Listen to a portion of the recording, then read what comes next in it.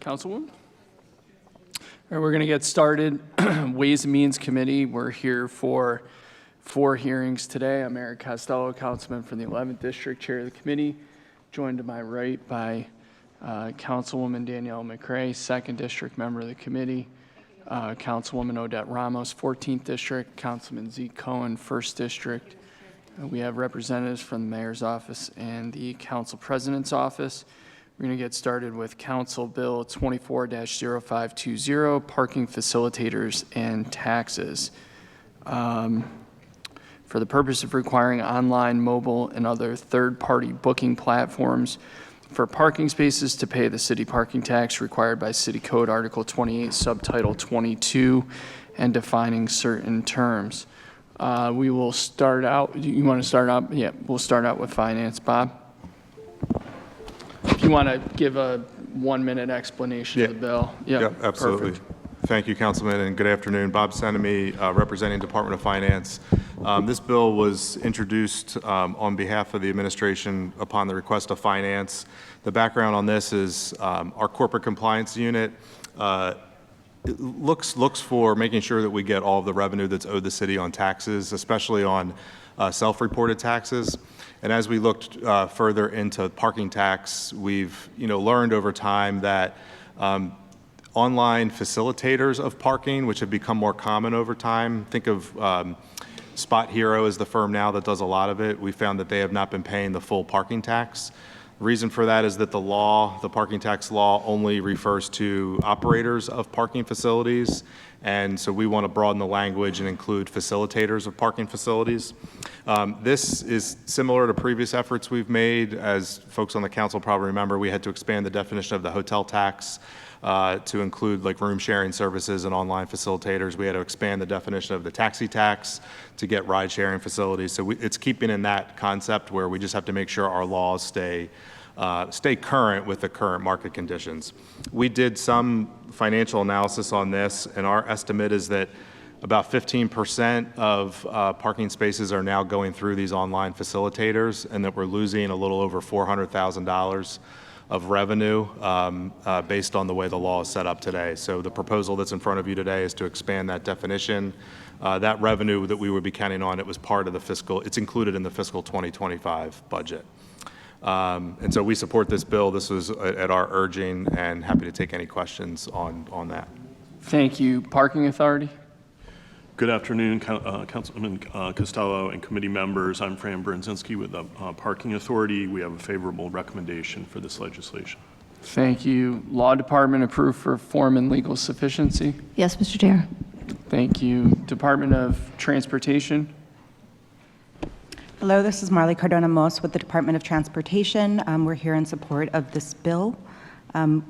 We have reviewed the information, and the DOT has introduced this bill, so we're in agreement.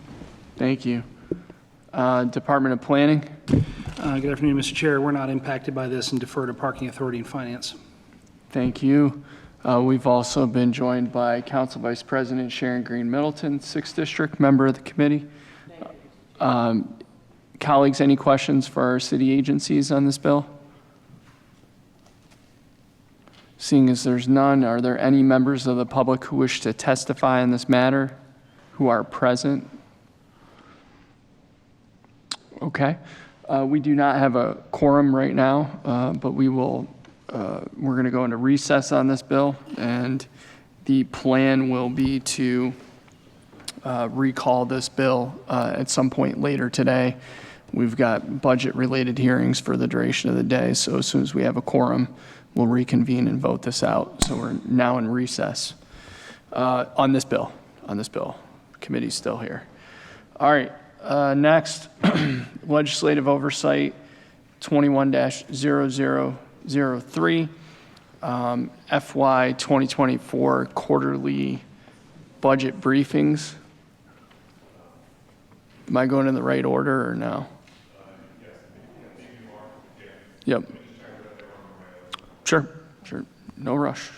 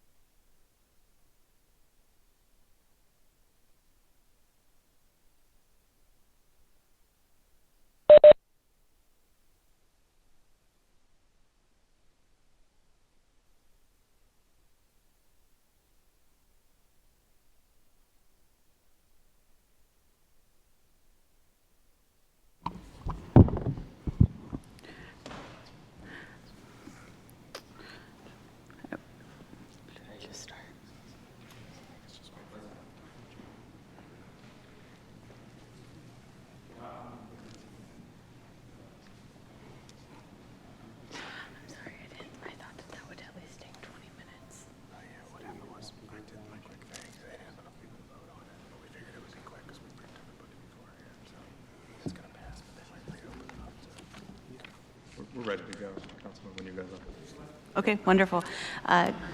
Good afternoon, Chairman Costello, members of the committee. Hang on, my audio is on here.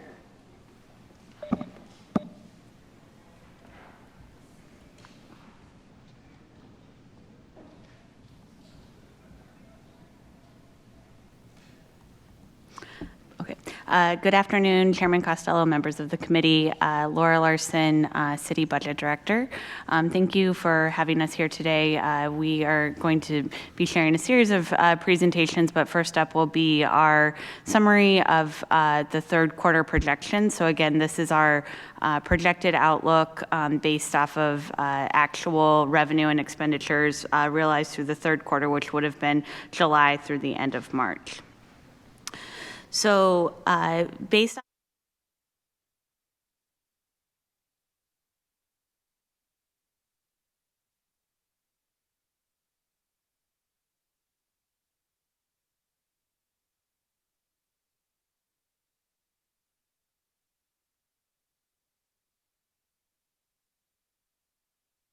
$20 million, while the projected expenditure deficit has grown to $50 million. On the revenue side, the improvements are driven by ongoing growth on investment earnings as well as income taxes. And the worsening expenditure deficit is driven by personnel expenses, specifically on overtime, both civilian and sworn, as well as increased procurement activity, which was partially due to paying invoices this year for contracts that are associated with prior years. Some of that was masked in our previous projections due to some reporting limitations in Workday that have now been resolved. So we'll break down these numbers in more detail, first going through the city's revenue and then wrapping up with expenditures. So as I mentioned, we have an overall revenue surplus. Overall, that revenue surplus is $45 million. That does include $8.2 million of surplus revenue from the highway user fees. Now, again, that highway user revenue, we don't include that in how we characterize the overall surplus because those dollars have to go back into HUR eligible expenses. But when we look at sort of the overall picture, as I mentioned, our improvement is primarily driven by what we're seeing on the investment earnings as we continue to yield higher results than what was assumed in the budget. On the HUR piece, as I mentioned, the overall surplus is about $8.2 million. A portion of that surplus is included in the fiscal 25 budget recommendation where we've adjusted funding for DOT capital projects, and we will, based off of the final revenues that are received and final expenditures, we will have an additional adjustment based off of these numbers that we're seeing. This slide here just provides a summary of the overall $45 million by the different categories of revenue. And here we can see just for the local taxes, which represent the largest share of our city revenue, you can see, again, the overall strength in property tax and income tax that are contributing to the overall surplus. This slide here just shows you the magnitude of key revenues in terms of where we're projecting surpluses and deficits. As you can see, the biggest share of the surplus is coming from investment earnings, where we're projecting just under a $35 million surplus. But some other significant areas are income tax, highway user fee, property tax, and then charges for central services. And then we have small deficits in cable TV franchise fees, the billboard tax, and the telecommunication tax. So in terms of investment earnings, we had assumed a budget of just over $26 million in fiscal 24, and we're currently projecting just under $61 million. Now, this is really driven by two factors. One is the higher cash on hand that the city has, and that is partially due to the balances of ARPA funds that are part of the city's treasury as we work to spend down the ARPA funds. But the other thing that's happening is we are seeing higher returns in terms of the share of revenues that are invested versus what we had assumed in the budget. So annualized interest rates have averaged about 5.7% through the first 3 quarters of fiscal '24. We do assume that that might come down in the 3rd quarter to 5.1%. But what we're seeing in general is that the higher interest rates continue to drive these numbers up. And as this is something that we're projecting to continue into fiscal '25 as we continue to see this strength. On income taxes, we are projecting about a $9.5 million surplus. Again, this is based off of actual income tax proceeds that we've received through March. What we're really seeing here is that there's limited to no growth in actual income tax filing, but where we're seeing overall growth is in penalties from people making late payments on income taxes, and that is helping to drive up the numbers. The penalties are about just under 43% higher than where they were a year ago. Highway user revenue, as I mentioned, is projected to be about $8.2 million higher than what we had assumed in the budget. Really what is driving this is an increase in the corporate income tax. So we're seeing those numbers come in about 2.5% higher than what we had seen in fiscal '23. We're also seeing growth in terms of the sales and use tax and the titling fee and the titling tax components of the overall formula.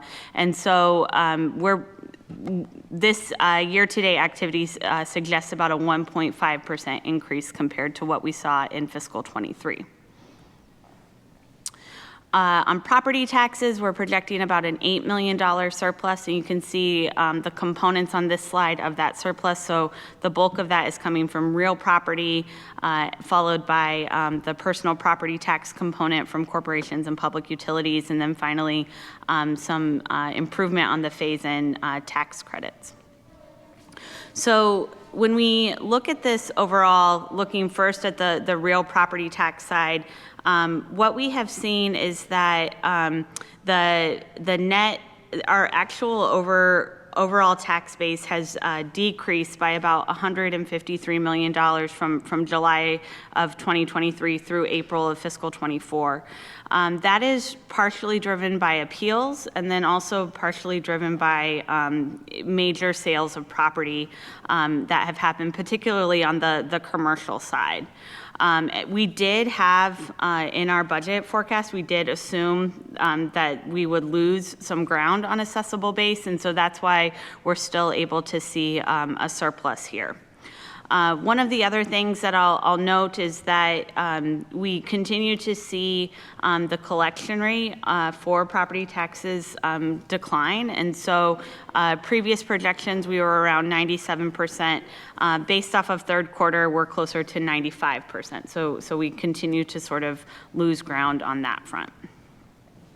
Now, when we talk about that overall loss of assessable tax base, you've heard us talk a lot in our previous presentations about the strength in the real estate market. And again, that continues to primarily be driven by what we're seeing on the residential side of the assessed value. And residential properties make up the by far the bulk of the overall tax base in the city.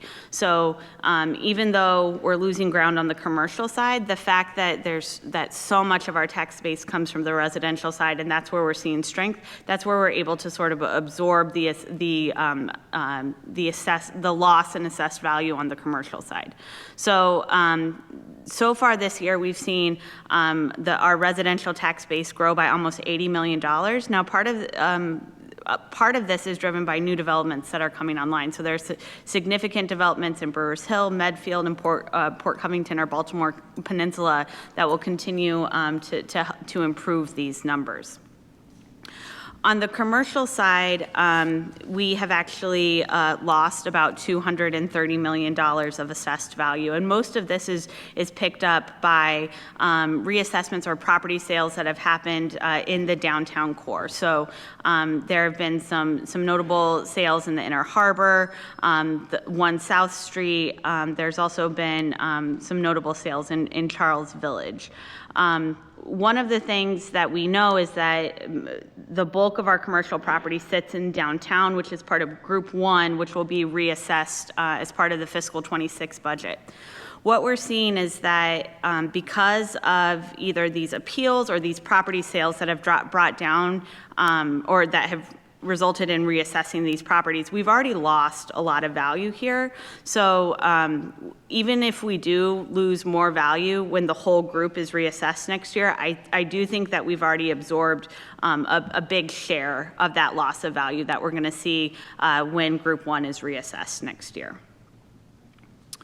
And then finally, parking tax in terms of the net impact to the general fund. This is projected to be up by about $2.5 million.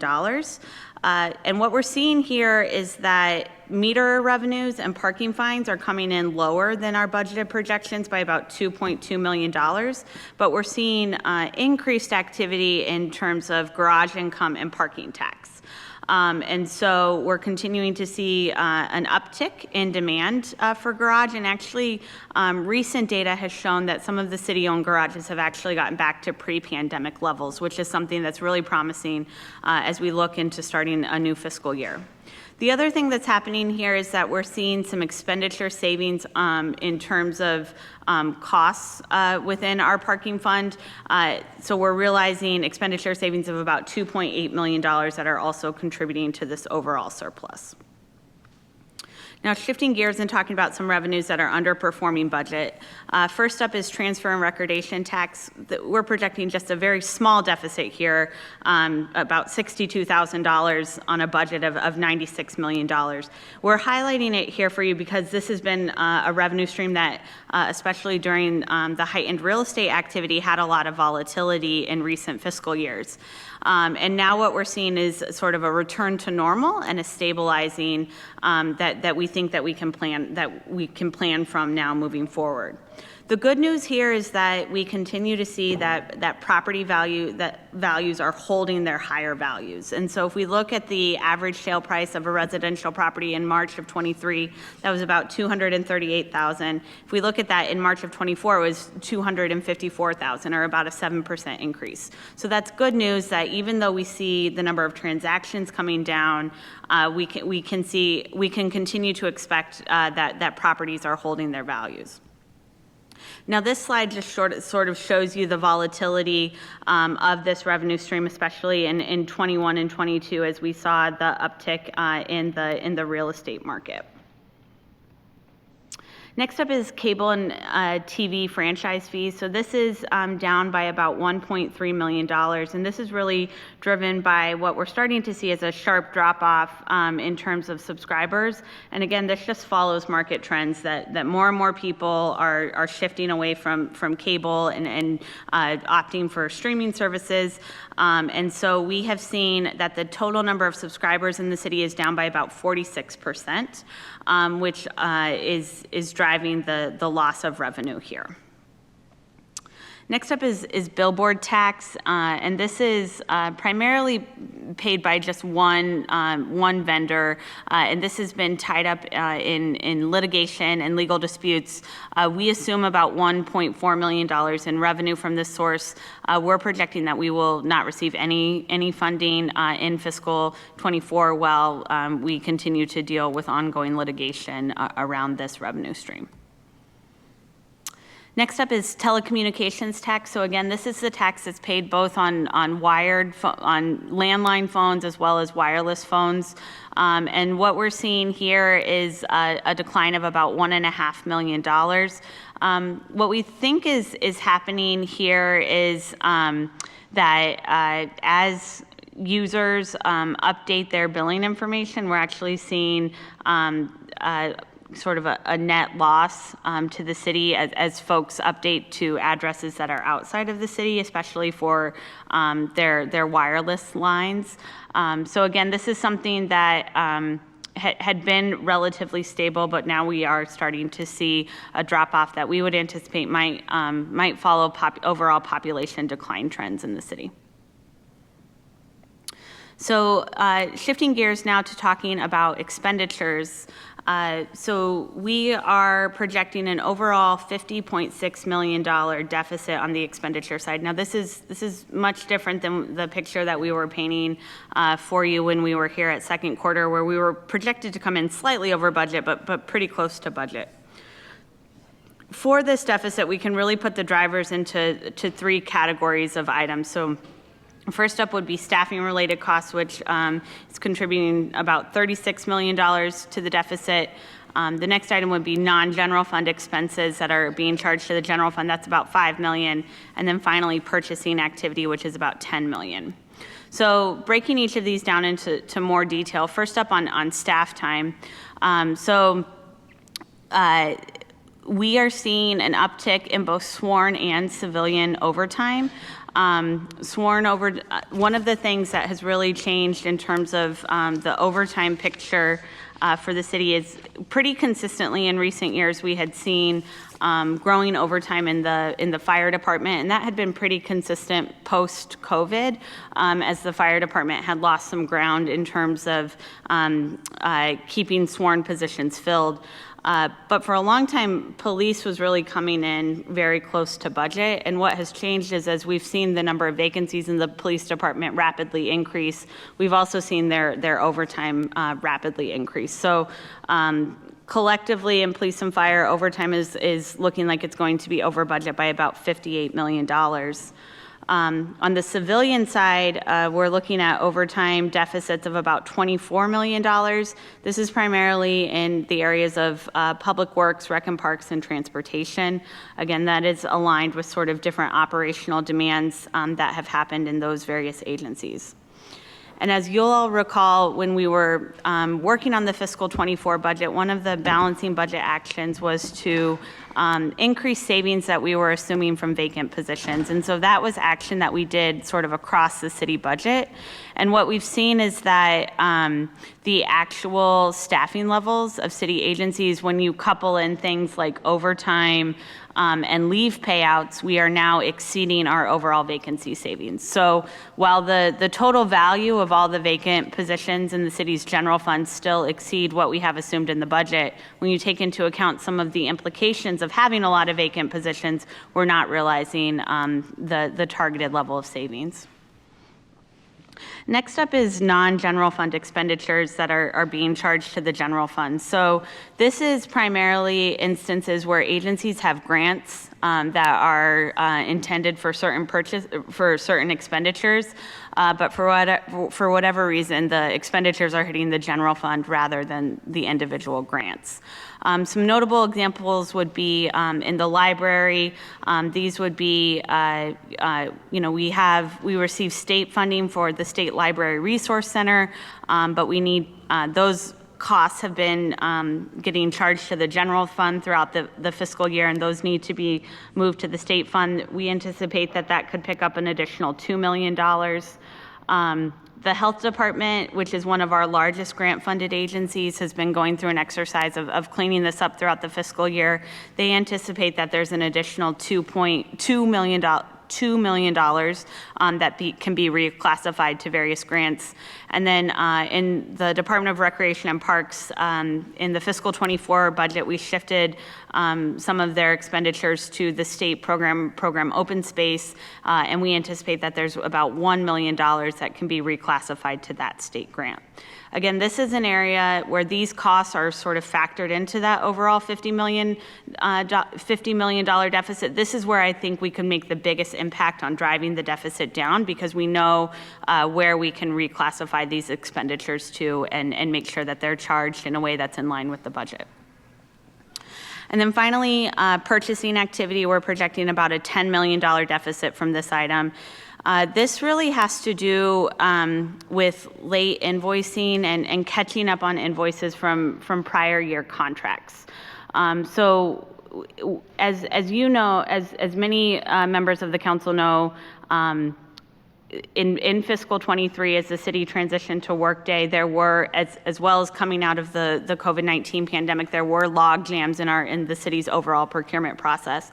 And what that meant was that we created sort of just a backlog in terms of overall procurement activity. And so as agencies are starting to work through that backlog and catch up on multi-year contracts, what we're seeing is that agencies are submitting payments for multiple years of purchasing activity when we've only assumed sort of 1 year of those contract costs in the budget. And normally this would be taken care of through how we carry forward funds from one fiscal year to the next. But I think as we have sort of worked through some challenges with the procurement related data, it has been hard to assess sort of what that outstanding obligation is. And that is something that we're working on refining as we go into the fiscal 24 closeout. A couple notable examples would be in the finance department. There were some software contracts that had gotten backed up and all got charged in 1 year. We also see this happening in the health department and the mayor's office of homeless services. The health department continues to receive some old invoicing from vendors for costs associated with the COVID-19 response, and the mayor's office of homeless services continues to receive late invoices from some of the contract providers or some of their service providers. I will say that part of the good news here is that even if we continue to receive old invoices associated with COVID-19, if those costs hit during the COVID-19 emergency declaration period, so if they happened before last May, we can still include them in what we're getting reimbursed from FEMA. So there's still hope that we would get reimbursement for a portion of these costs. So obviously, we know that an expenditure deficit of this magnitude is really unacceptable and not something that the city can have going forward. And so we're putting in some very immediate actions in order to resolve this.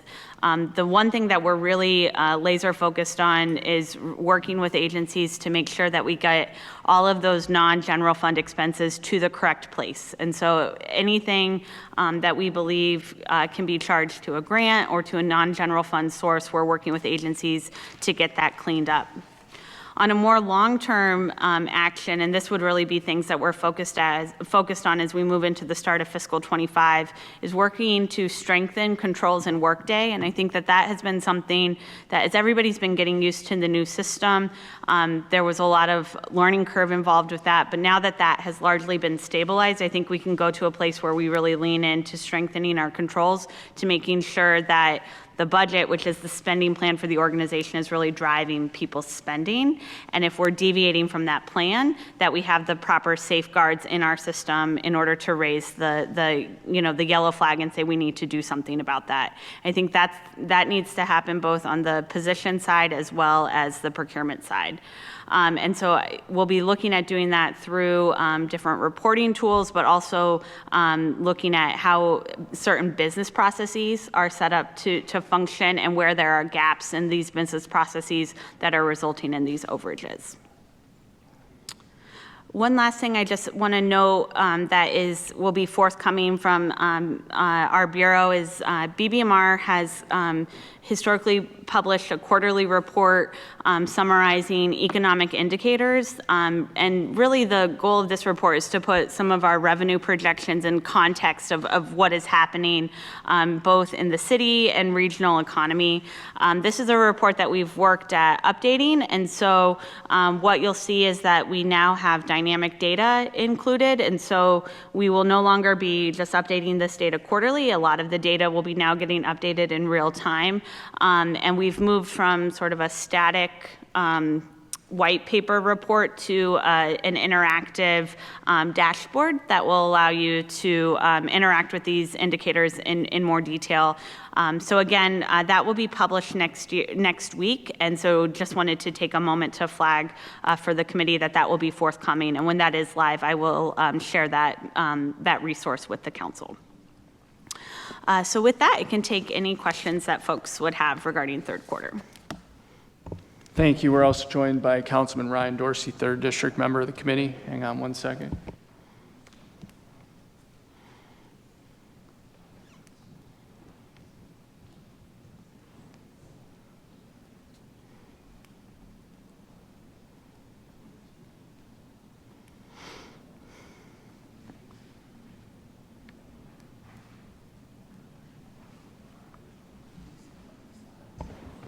Okay. Not while we're in the hearing, but I can, What's that? Is that for us or just No. that's internal? Okay. VP Middleton, questions? Councilwoman McCray?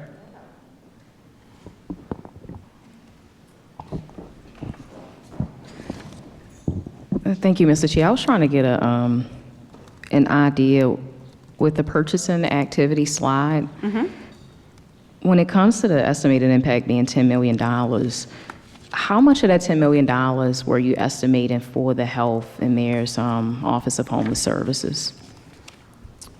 those, again, the 10 million, these are just a couple of notable examples, but between health and the Mayor's Office of Homeless Services, I would say that is approximately 3 to 4 million.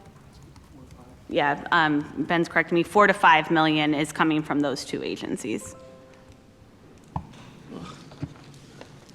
Mr. Chair, can I make a committee request? Can we just get a breakdown of the other agencies outside of health and the Mayor's Office of Homeless Services that these late billing and contract delays are with? Yep, Just the amount and by which agency is what I'm requesting. yep. Thank you. Council Vice President? Thank you, Mr. Chair. For the purchasing activity, Health and Mayor's Office of Homeless Services, we know that the Office of Older Adults is still kind of housed in health. Is that kind of going to affect this process as well, with that particular cabinet level being moved up and so on and so forth? Yeah, so the new cabinet level office that was created as part of the fiscal 24 budget is housed within the mayor's office, within mayoralty. And so this activity is all separate from how that new office was established in fiscal 24. That office continues to live in the mayor's office in the fiscal 25 budget. Along with the other positions that are going to be incorporated with that? That's correct. So Okay. I believe it's about, in fiscal 24, the budget for the Office of Older Adults was $500,000. It was sort of broad. So I believe right now there's one position that has been created, with the remaining funds sort of being unallocated, or I believe the way we framed them in fiscal 24 was that it was essentially planning dollars to figure out how to staff up the agency. So we may see additional positions get created out of that funding, but for right now, there's one authorized position. Because I know there were positions that were discussed for the added positions for the senior centers. That's correct, and So- that happened in the fiscal 24 budget. We added additional staff resources for the senior centers as well. Gotcha. Thank you. Yep. Councilwoman Ramos? Thank you, Mr. Chair. I had a question about the, under the real property taxes in terms of the revenues. First thing is, I have two questions. So one is about, we witnessed in our office, and I think my other colleagues also witnessed this during tax sale season, where people got a bill in the middle of the cycle, right? So you get a bill in December, you get a bill in July, and they got one in like March. And a lot of people were like, I already got a bill. Why do I need to pay? And then they ended up in tax sale. And so, we, a lot of times we're able to work that out because the mortgage company would just figure it out, and that's fine. But there is a delivery classification problem there. So can you explain that a little bit?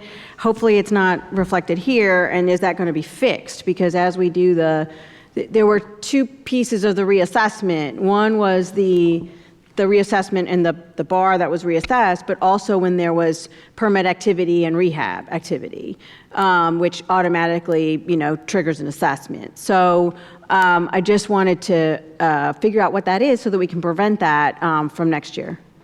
Definitely, that's a great question. That's one that I can take back to my colleagues in the Bureau of Revenue Collections and get more specifics and provide a response on that. Yeah, because those bills didn't go to the mortgage companies, Yep. so they did not pick it up.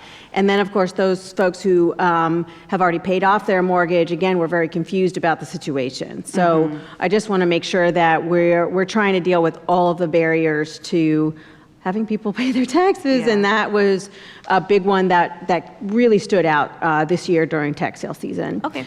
And then the next piece, you didn't mention it, but I'm going to go ahead with this slide under real property taxes. I want to be real clear that, I know that we do have a deficit, but I am not going to blame it on the fact that we took residents out of tax sale, because two things are happening. I sent you all and the mayor's office an assessment of an evaluation of all of the houses that were taken out of tax sale, and 60 of them have very high liens in the amount of close to $7.7 million, and I contend that all of those are vacant. They are misclassified. There's also one or two, based on my analysis, that are vacant lots and are misclassified. So in your analysis of how to make sure that you're getting all the revenues, you've got to classify these properties correctly. And I know DHCD started to do that with last year's assessment that I did. But I just don't ever want us to say that because of tax sale reform, we're losing money. That's just not acceptable, because we're trying to change this predatory system and make it easier for people to pay their taxes. But I just want to call your attention to the spreadsheet that I produced for finance and for the mayor's office, so that we're properly classifying these properties. So we could, again, that's $7.6 million that would then just go right to tax sale or in REM, more particular, because that would be better. And then the houses that I think that we need to assist is definitely a lot of them, but some of them were caught in this assessment issue I just told you about earlier, but is about $7 million. So it's significant, all money is significant, but I want to make sure that, if we're going to be working on all ways to bring in revenues, that we're classifying properties properly as well, so that the proper action can be done. Because now these properties are just sitting there, and I'd much rather have them through in REM so that we can actually do something with them. Certainly, and I think our point, sort of separate from tax sale, is that we are seeing a decline in terms of what we're collecting overall. And, how canceling tax sale interacts with that is something that I think we have to continue to understand. And obviously, it's in the best interest of everybody to ensure a high collection rate for the property tax, given the significant portion of the city's budget that it represents. Well, we have been advocating strongly, as you know, for full tax sale reform, which would allow for more people to pay with payment plans, which I still do not have a time frame as to when payment plans will be ready, so that people will pay off that debt, but also that we encountered a lot of accounting issues. We encountered all of these other kinds of things. So don't believe that that's really the case. If we actually did tax sale reform like we had been committing to doing for the last few years, then this would not be as much of an issue.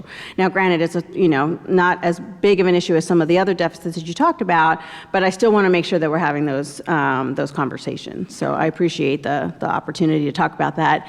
And Mr. Chair, I want to apologize to the committee and to the public. I'm not going to be here the rest of the afternoon and through Taxpayers Night. I have a family obligation I need to address. So thank you so much. Thank you.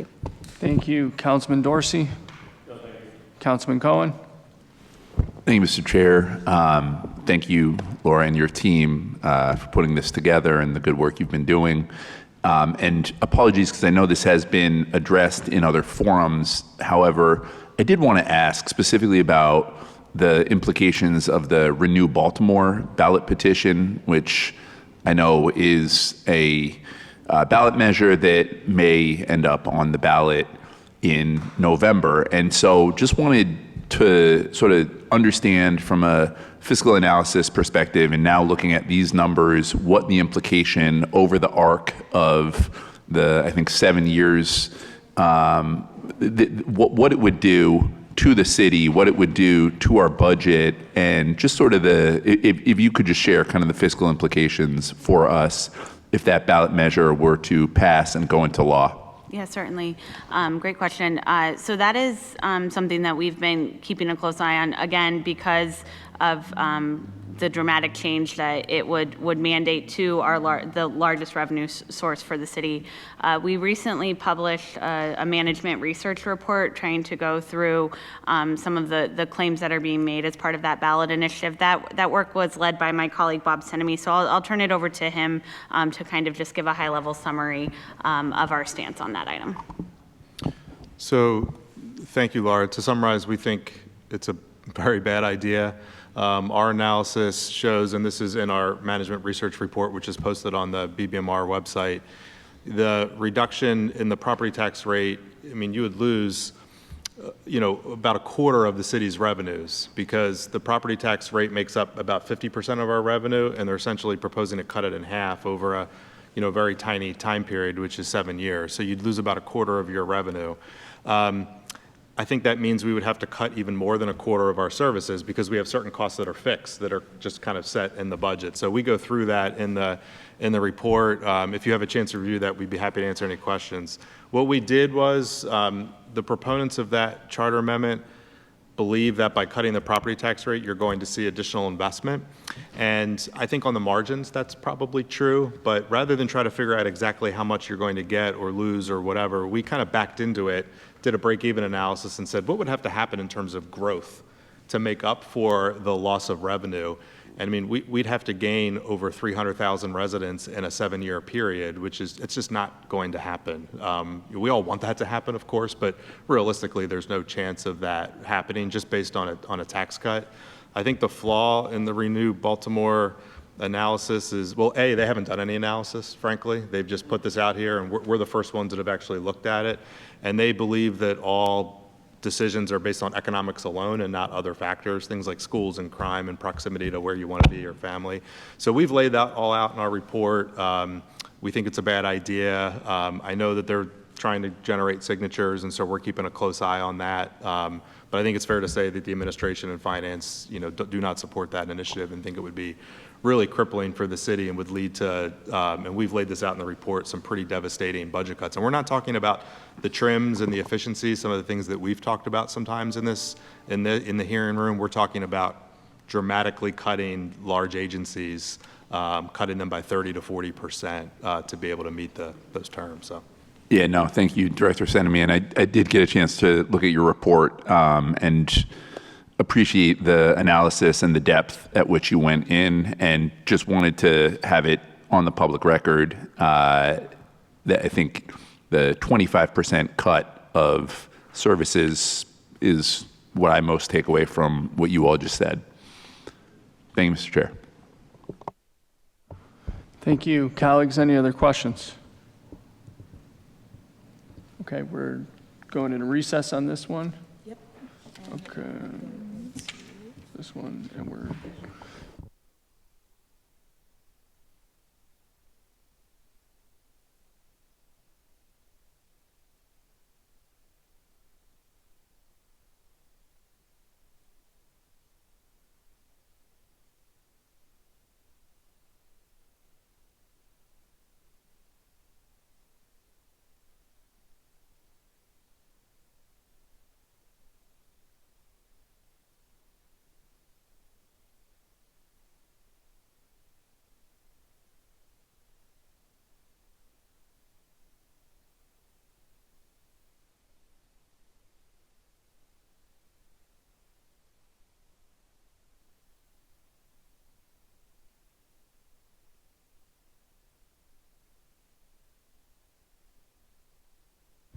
Okay, we're going to bring back legislative oversight 21-0003 so we can do city schools.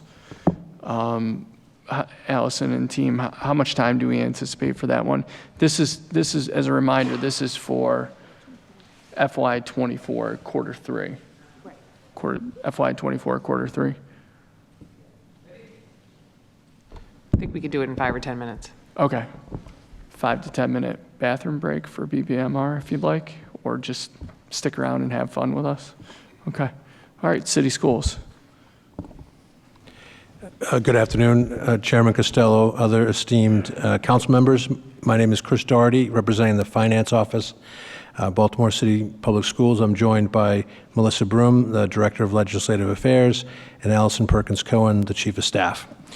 We are here to provide an overview of the 9-month period ending March 31st, 2024, like Director Larson just did for the city writ large.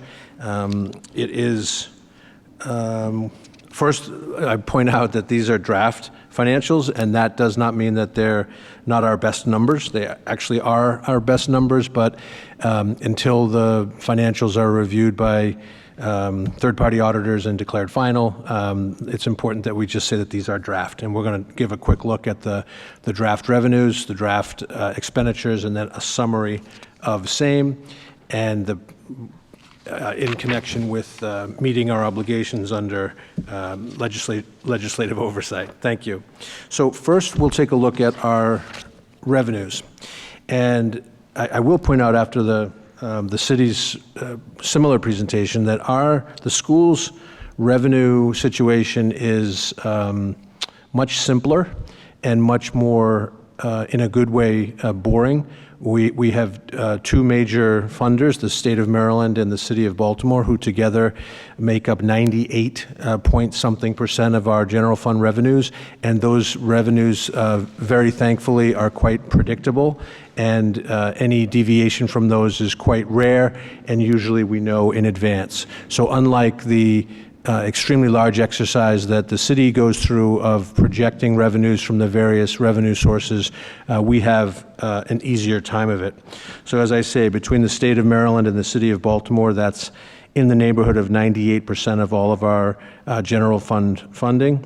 Our federal revenue consists of various IRS subsidies in connection with our qualified school construction bonds, JROTC programs, E-rate, as I think the council members are familiar with.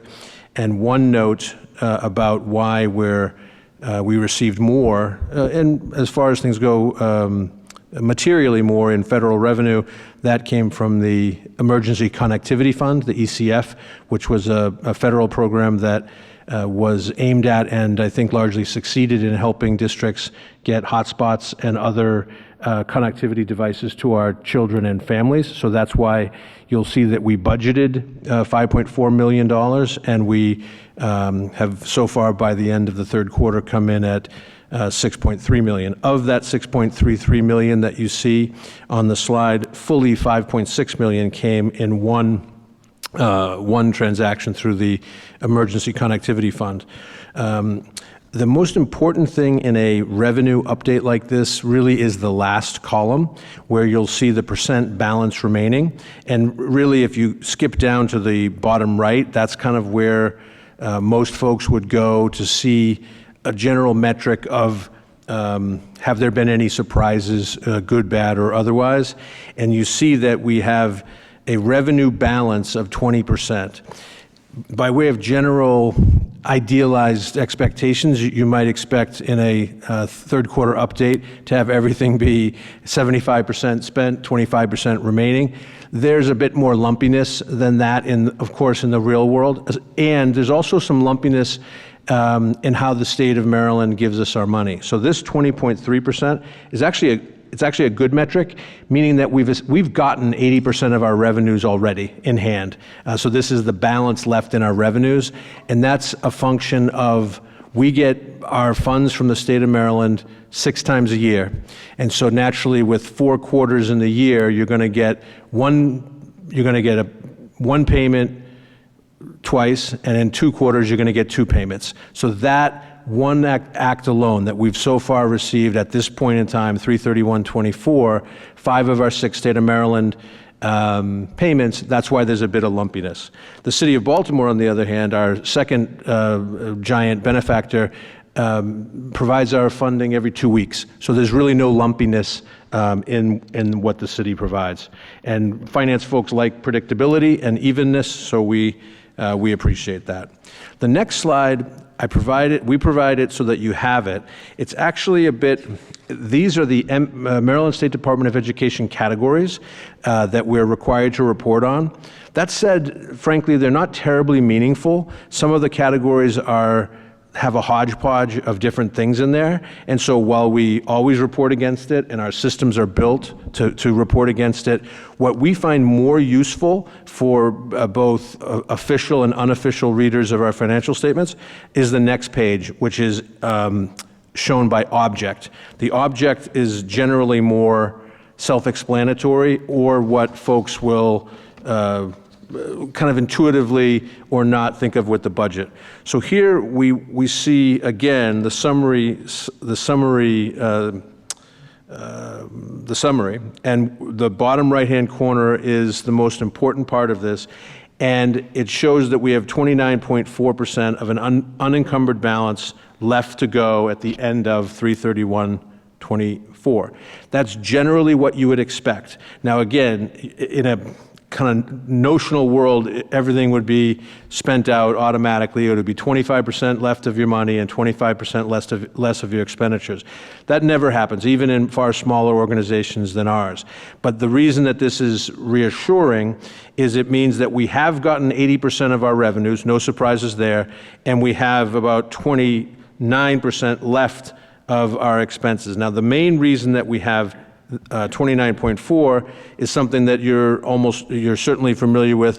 It's a function of our pay all year option that we have with our teachers. A good number of our teachers, when they start, my daughter included, they get asked, do you want to get your pay over the 10 months that you're working, or do you want to get your pay over 12 months? Again, for this kind of avoidance of lumpiness at the personal level.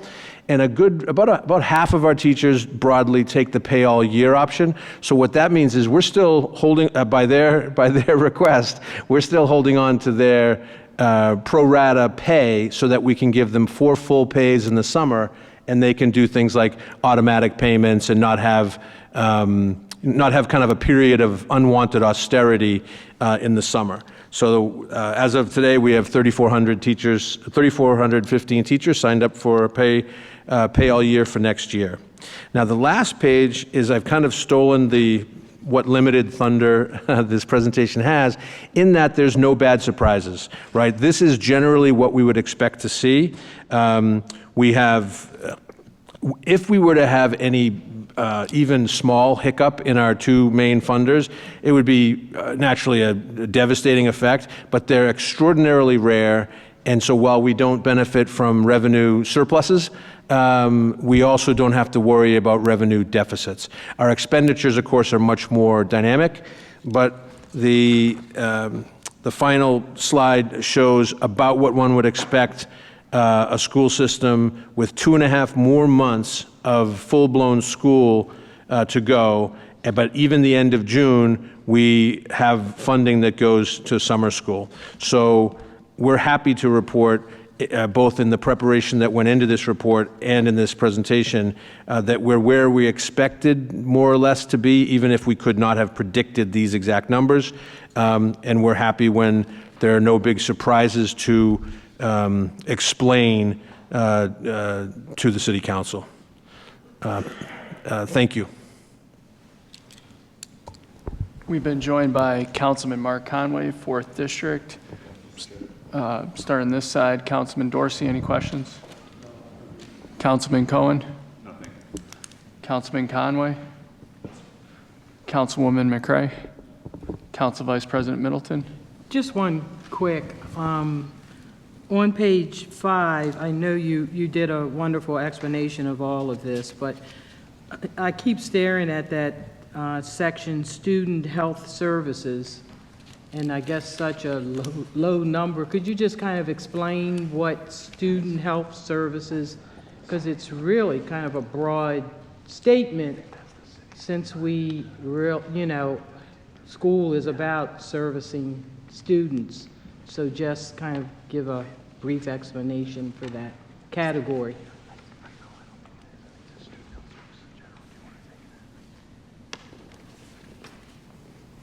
Sorry, we were just talking over what it is. So the student health services, for the most part, have been provided historically from the city. So under the Blueprint Act, student health services, when the Blueprint passed, it indicated that that counties had to continue the same level of support for student health services they did prior to the Blueprint. So most of that expenditure comes from the city. In the last couple of years, because of challenges of filling, there's a national nursing shortage, so filling nursing positions, there have been there was 12, 2 years ago, there was 12 school-based health centers that didn't have, that the BCHD couldn't staff.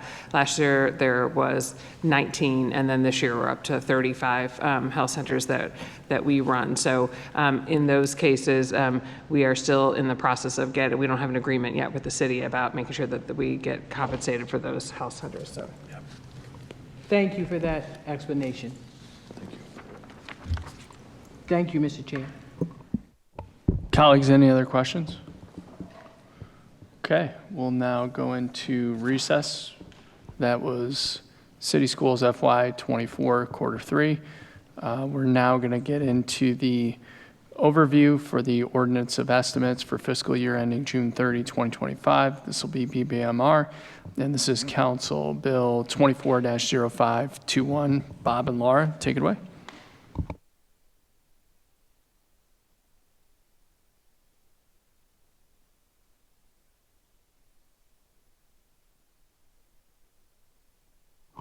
Wonderful. Okay, so shifting gears now from fiscal 24 to fiscal 25. What I will do is I'll walk through a high-level overview of how we balanced the fiscal 25 budget, and then similar to how we did the projections, summarize major general fund revenues, followed by expenditures, and then give a summary of other budgets.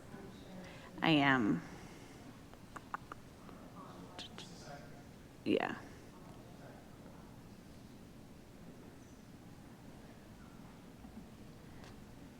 Do you want me to try to do it again?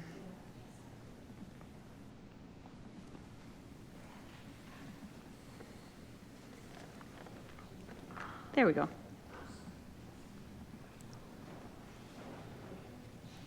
Here we go.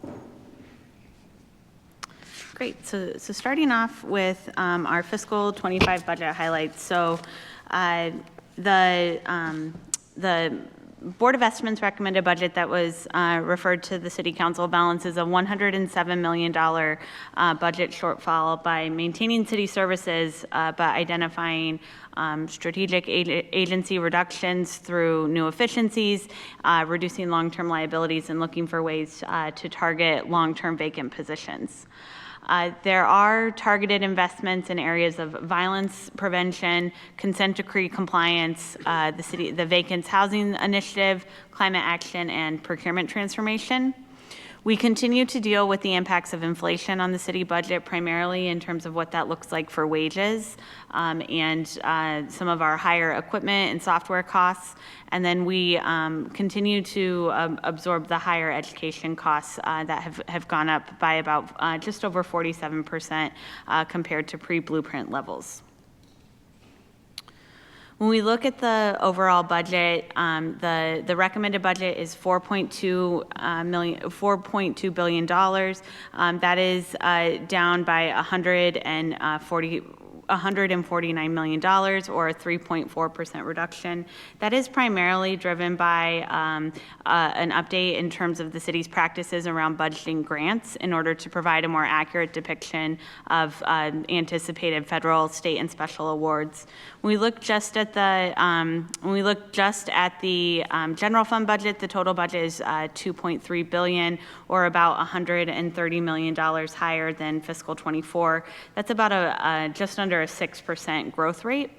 Our position count overall is just over 9,700 positions. We're down by about 1.7% year over year. Now, as I mentioned, this budget balance, when we started this budget planning process, we had a $107 million shortfall. In that initial shortfall, we had some key assumptions regarding what was going to happen with property tax assessments, as well as what we were projecting in terms of costs for schools in fiscal '25.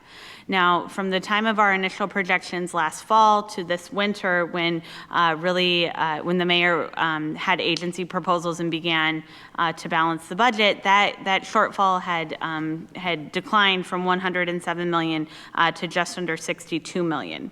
Some of the things that broke our way, as I mentioned, were getting updated property tax assessments. So we picked up about $9.5 million there.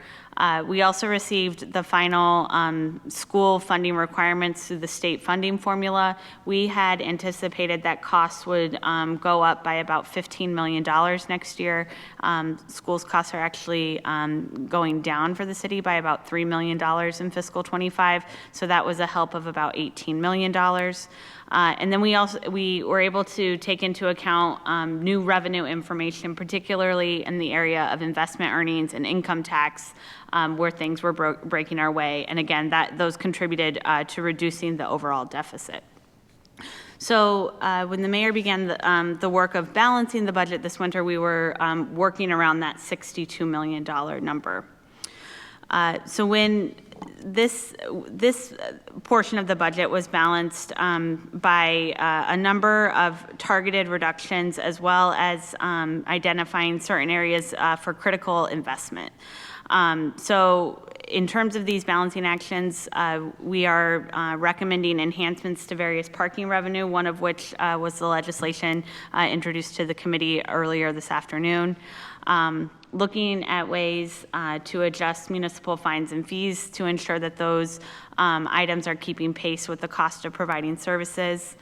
We were also able to change how we are funding our other post-employment benefits as a reaction to those commitments being fully funded.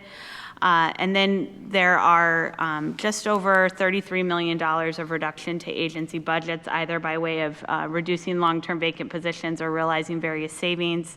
And then incorporating additional investment income, which again we anticipate is temporary as interest rates may start to come back down. Now, with that, there were a number of targeted expenditure increases. First up is transitioning some items that were previously funded by ARPA. This is specifically in the Department of Public Works for additional crews that were funded in fiscal '24 through ARPA. Those crews will be funded through the general fund starting in fiscal '25. And then there are a series of enhancements spread throughout the budget that I will describe in more detail in a couple slides. So if we break these down into a little bit more into specifics, first up is some of the revenue-related items. So we are anticipating realizing about $2.6 million of additional parking revenue as a result of a pilot utilizing license plate reader technology for enforcement of the residential parking program. So we believe through this expanded enforcement, we'll realize additional parking fine fee while also improving overall quality of life in neighborhoods that have residential parking programs. In fiscal '25, we'll also be turning parking penalties back on. Those late penalties have been off since the start of the pandemic, and turning those back on is projected to bring in an additional $3.2 million in revenue. There's the parking tax legislation that was discussed earlier that will realize a projected increase of about $400,000.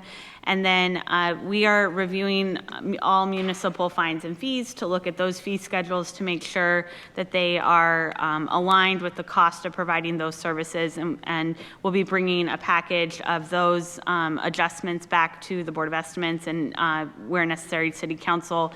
And we anticipate that will realize about $1 million of additional revenue. Next up is our other post-employment contributions. And so this ties back to a policy change back from 2021 where we transitioned retirees to Medicare Advantage plans.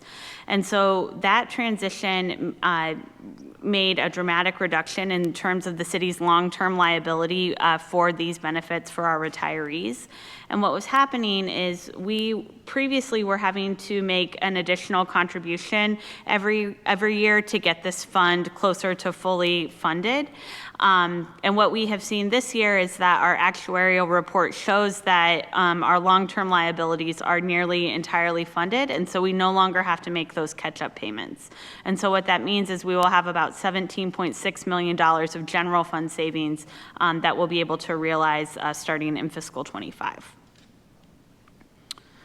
Next up is our initiative around vacancies. And so if you'll recall, many of the deliberations from the fiscal '24 budget had to do with the status of vacancies in city agencies. And we have made progress in terms of filling these positions. Our overall vacancy rate is down by about 6% if we compare where we are this spring to where we started the fiscal year. Now what's happening is we've made a lot of progress in terms of filling civilian positions, but we've actually lost ground in terms of getting our sworn positions filled. So based off of this information, what we did was we wanted to identify permanent ongoing positions that could be reduced rather than the temporary savings that we utilized as a balancing strategy in fiscal '24. So we asked agencies to focus on prolonged vacancies or services where they've gained efficiencies and they could potentially look to eliminate certain positions. So you can see here we identified 89 positions throughout the general fund that could be abolished. Savings from these positions total about $13.3 million. You can see what the distribution of those positions looks like across agencies. One of the things I want to note with the police department is that the reduction of 55 positions there is actually related to an increase in positions that will be funded by state funds as part of a shift to continue professionalizing positions in order to transition sworn staff back into the field. Next up are sort of overall agency savings. So the budget reflects about $20 million in savings through these various efficiencies. Again, this was really an exercise where agencies look to identify various efficiencies that they could realize in their budget or identify funding that was no longer needed. So some of, you can see there how we get to the $20 million. In the health department, that's primarily driven by a change in terms of funding for school health nurses, in terms of aligning the budget with the city's actual commitment for that program. In miscellaneous general, we're removing funding that was needed for a temporary contract to support our FEMA reporting process, and because that is wrapping up, those funds will no longer be needed in fiscal '25. In IT, we're removing $2.5 million. That has to do with the Workday budget. We're removing some of the one-time costs that were needed to support the implementation of that system. And the recurring, now their budget reflects the recurring cost of operating that system. In the police department, we're anticipating that we'll realize about $2 million in overtime savings, again, driven by their ongoing efforts around professionalization as we shift more positions out into the field. In the housing department, we're projecting to save about $1.8 million by right-sizing the Community Catalyst program with the number of grants that are authorized through that program. In the finance department, we're removing funding for legacy software contracts that are no longer needed since we're now live in Workday. For the city arena, so Royal Farms, the CFG arena, the budget had still included some funds that were part of the previous operator agreement for that facility. We no longer need to make a direct payment to the operator of that facility, so we're able to take that out of the budget. And then there's a remaining about $1.9 million of savings that's kind of sprinkled throughout city budgets and is reflected in the individual agency budgets as you review the agency detail. So I'll now break down the budget by the key revenue sources and share some of our assumptions that were used as we built the budget.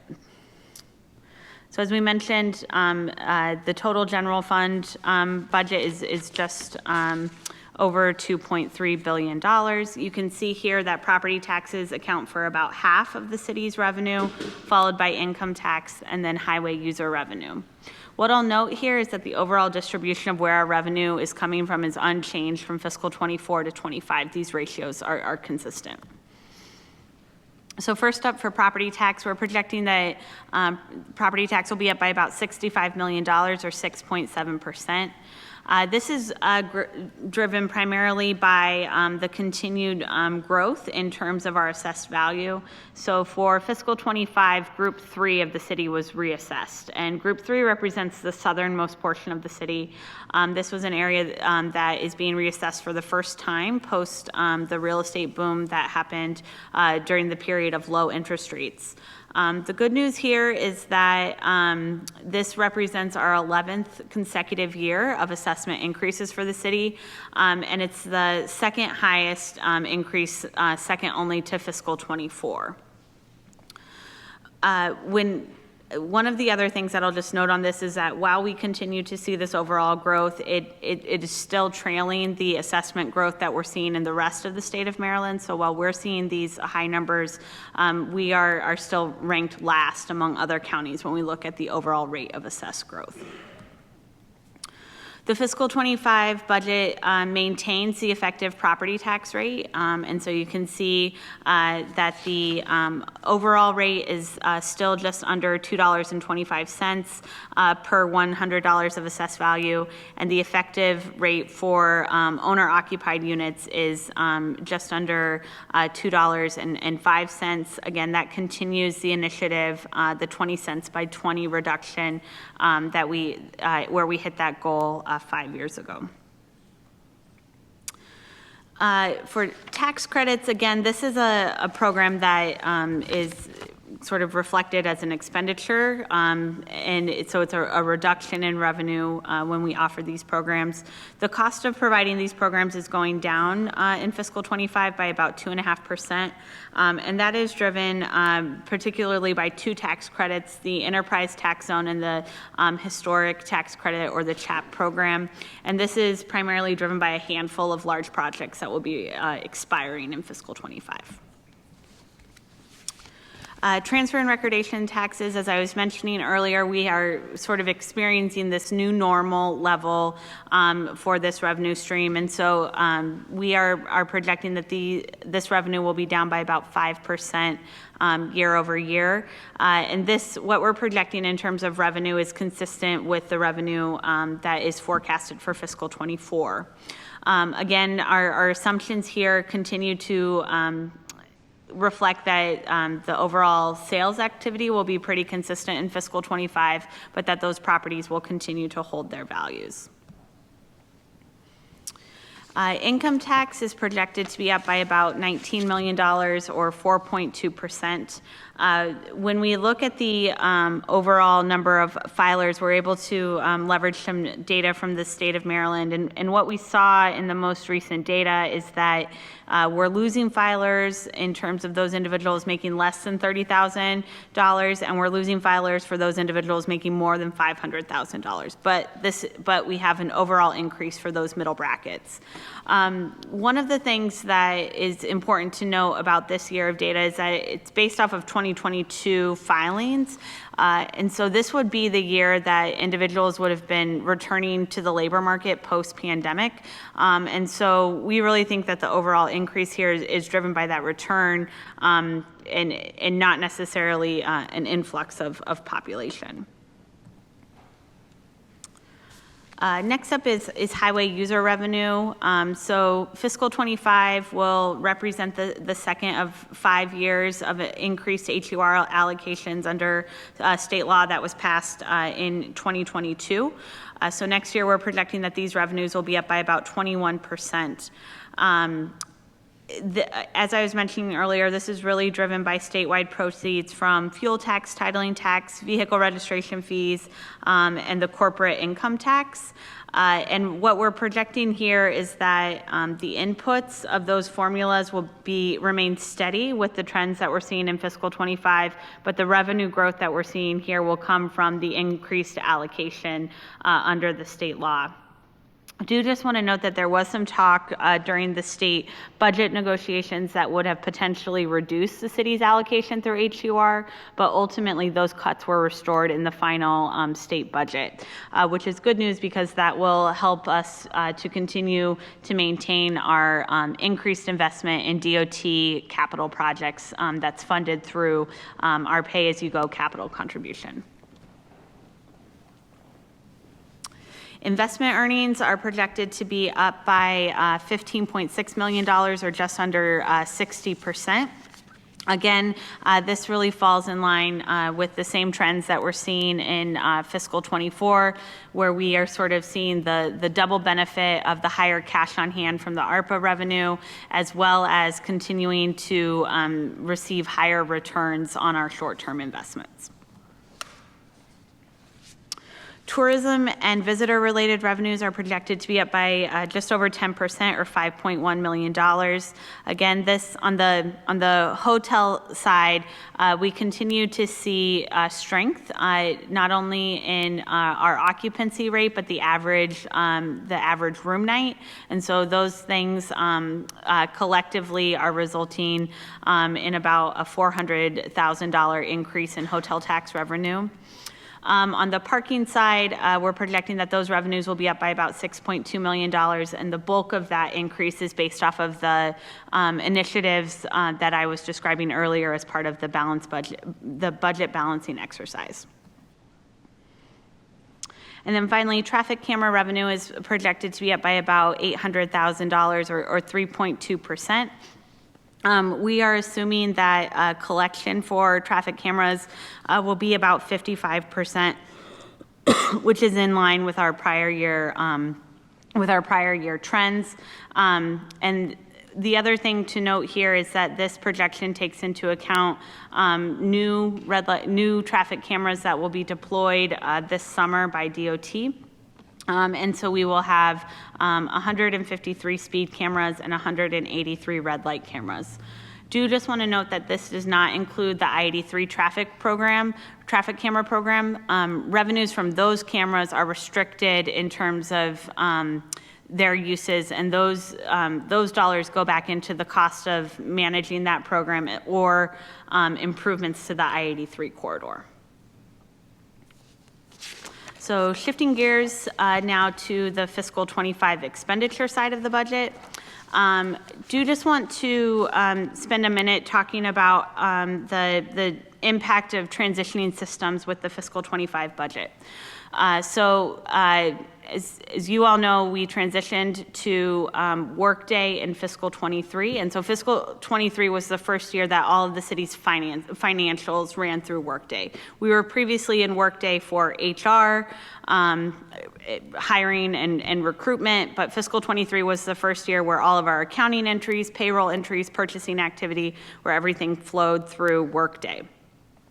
Fiscal '25 is the first budget where we utilize Workday for the purposes of building the city's budget. And so what we saw is that while the system has largely stabilized, there are a number of sort of hiccups through that transition that impacted a couple of things in terms of how we present information from the perspective of the budget. The first up is around prior year actuals, so in this case, fiscal '23 actuals. What happened was every year as we close out a fiscal year, our accounting team performs a number of year-end entries that are really dictated by GAAP standards and by GASB. These are largely like accrual entries for things like our pension system and how we make adjustments for things that are on the city's balance sheet. They're not truly expenditure activities. So previously, we've always had a way to exclude those year-end entries from how we presented actuals in the budget materials. And that functionality does exist in Workday. However, when those when those accounting entries were being booked for fiscal 23, they were not tagged correctly, and so those year-end transactions are flowing into the actuals that would have populated the budget book. And so what that meant is that our overall number was correct, but when you looked at it by individual agencies, the actual information was incorrect or presenting an inaccurate depiction of true actuals. Based off of that, we did not, the fiscal 25 budget documents do not include fiscal 23 actuals. And so the columns that you see in the fiscal 25 budget document compares fiscal 25 to the prior year budgets in fiscal 24 and fiscal 23. Again, it is not our intent to continue that practice. It is our intent to return to presenting actuals as part of future budget publications. The other item that was a little bit of a hiccup in the integrated system was how we handled newly created positions as part of the budget. So previously, if the upcoming budget included funding for a new position, we would create the position and it would be reflected in the overall position count for that agency and service. We ran into some limitations in terms of being able to do that. So in fiscal 25, anywhere that we have created a new position, we've put funding in the budget, but we weren't able to create a position. And so what that means is agencies will have to come back after the adoption of the budget and go through the Expenditure Control Committee and the Board of Estimates in order to formally create and fill those positions. You will notice in agency budgets there are changes in position counts from year to year, and that is largely reflective of mid-year position actions that took place following adoption of the fiscal 24 budget. Again, this is an item where my team is working closely with DHR to provide a remedy so that this is not an ongoing issue, but will be addressed when we start fiscal 26. The other major change is how we are budgeting grants. So in fiscal 25, we are presenting grant budgets based off of known grant awards rather than estimated grant awards. And so what that meant is that our overall budget for federal, state, and special appropriations is down by about 22% or $162 million. I want to be really clear that this does not represent a loss of grant funding. What was happening is in agency budgets, they were including what we called unallocated appropriation. And what agencies would do is they would include that in their budget, and then they would utilize that to transfer to grants as they receive their actual grants following the budget adoption. But what we found is that those unallocated appropriations were really out of line with what was actually happening. And we also found that in some cases, if agencies had previously included a grant in the budget and it had expired, it was still rolling forward every year in the budget. And so we wanted to go through this process of really truing up the budget with what is it that we actually know that we're receiving in terms of these awards. That's really important because we want to provide an accurate depiction of agency budgets in terms of what portion these grants represent of the overall budget. But it's also really important to ensure that agencies don't have what I would call phantom appropriation going into the year, where we could potentially be in a situation where people are charging expenses to a grant that's not real. So really all of this was oriented around providing a more accurate picture, but then also making things cleaner once we get into the actual fiscal year. When we look at the agencies that were impacted by this reduction, 75% of the reduction lives in 6 city agencies: Fire, Health, the Mayor's Office of Children and Families, the Mayor's Office of Homeless Services, the Mayor's Office of Information and Technology, and Police. So you will see those items identified specifically in those agency sections of the agency detail. But again, I want to stress this is not a loss of grant funding. This is a more accurate depiction of what these agencies are actually receiving. What I will note is that this may mean that I will be back before this committee multiple times once we get past budget adoption, because it means we may have more budget amendments as we move through the fiscal year and agencies receive new grants. But I don't think that's a bad thing. I think it's just a more accurate depiction of what's actually happening. Next up is performance plans and how performance measures appear in the city's budget. So backing up, performance measures first began to be published as part of the city's budget documents back in fiscal 11 when the city transitioned to outcome budgeting. And when we incorporated the performance measures into service budgets, we were intending to communicate 3 things. How much does the service provide? How well does the service provide it? And is anybody better off from this service delivery? And we have used those metrics, over the last 10 plus budgets to really provide that barometer and that sort of communication about where budget and operations intersect to help folks understand what is truly in the city's budget. Now, in 2023, the Mayor's Office of Performance and Innovation began to work with agencies to develop annual performance plans. Now, the performance plans were really intended to provide to bridge the gap between city stat and the budget, and to really come up with one standard set of metrics for all city services that could be tracked and monitored not only through the budget process but post-budget adoption and be monitored regularly.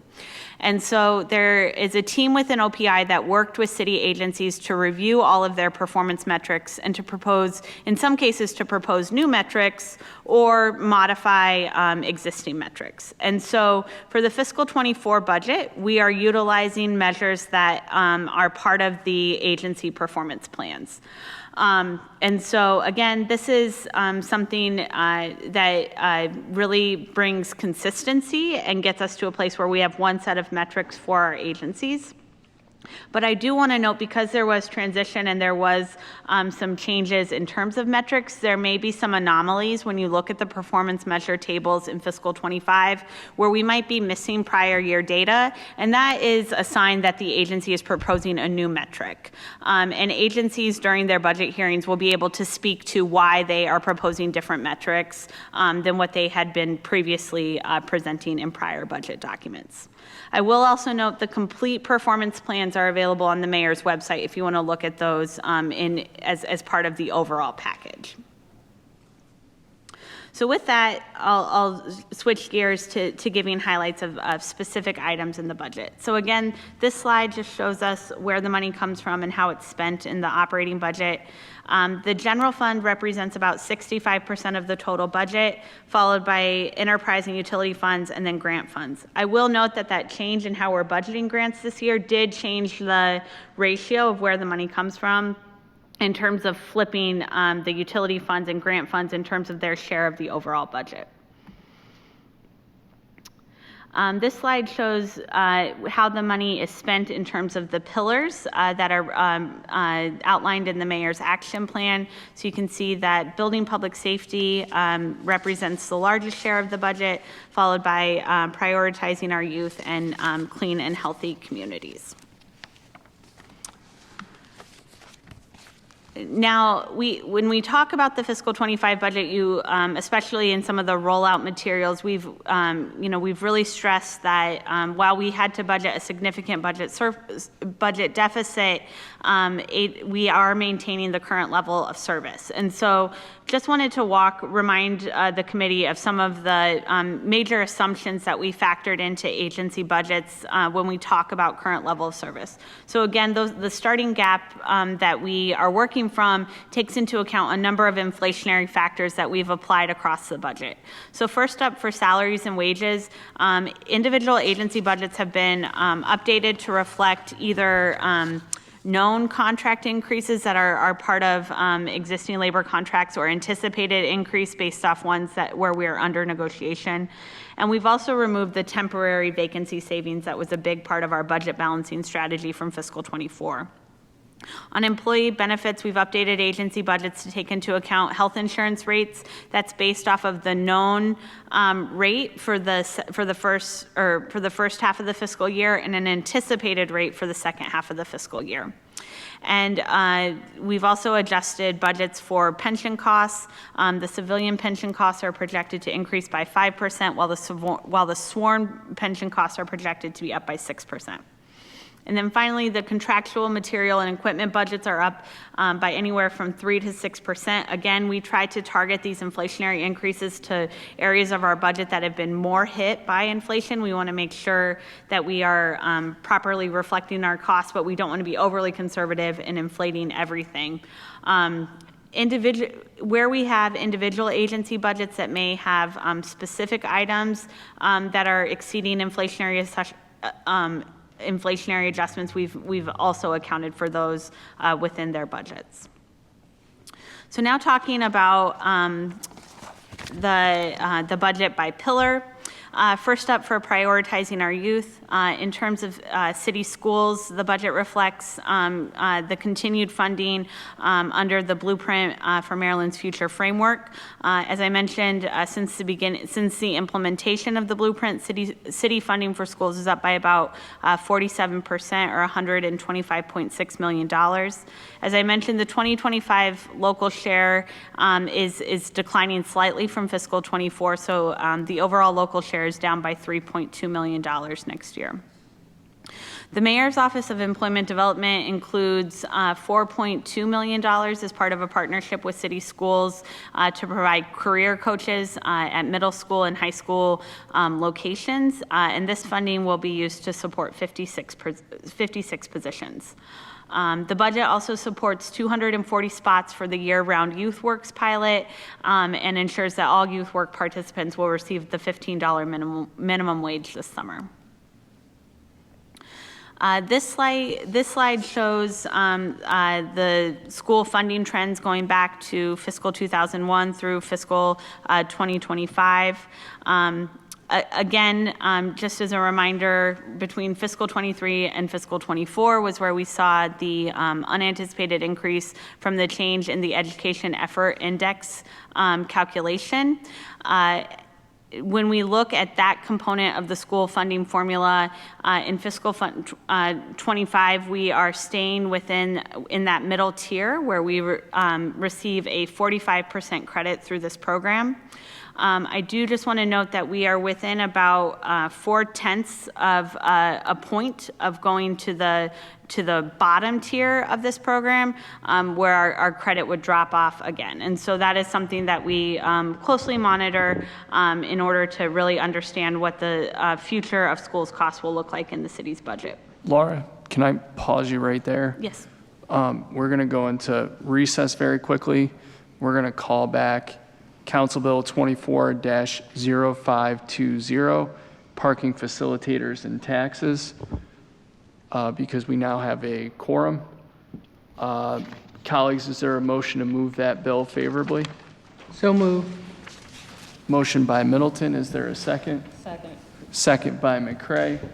Costello is a yes. Burnett is absent. Dorsey? Yes. McCray? Yes.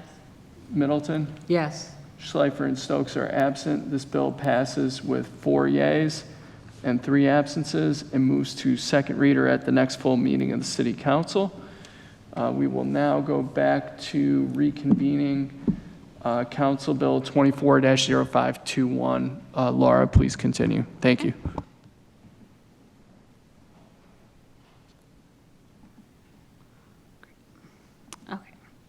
So shifting gears now to building public safety, the BOE recommended budget includes funding for 2 new positions in the Mayor's Office of Neighborhood Safety and Engagement to expand the group violence reduction strategy.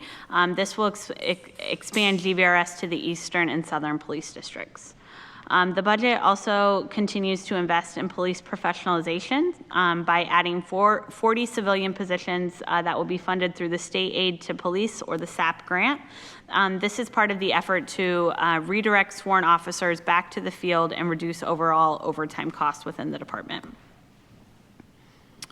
In Clean and Healthy Communities, the budget adds $982,000 within the Department of General Services to support a building automation system, which will track energy usage in the buildings in the downtown core with the goal of reducing overall energy consumption. It's projected that this investment will pay for itself within 4 years. The budget also adds $1 million in gap funding within the health department for the Be More for Healthy Babies program, as well as a mobile clinic that supports patients with opioid use disorders. And this gap funding is intended to bridge those programs until recurring sources of funding can be realized.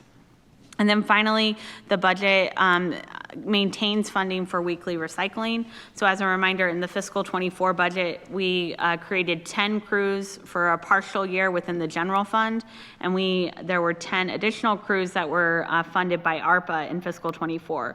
In fiscal 25, the cost for all 20 crews will be funded by the general fund on a recurring basis. In equitable neighborhood development, there's funding that's been added for 2 new positions within the housing department to support the mayor's vacant strategy. There is also $650,000 within the Department of Transportation to support the parking enforcement efficiency program that I mentioned that focuses on the use of the license plate reader technology to increase enforcement of the residential parking permit program. And then finally, the budget makes available $1 million in one-time grant funding for arts, culture, and civic promotion organizations for various projects.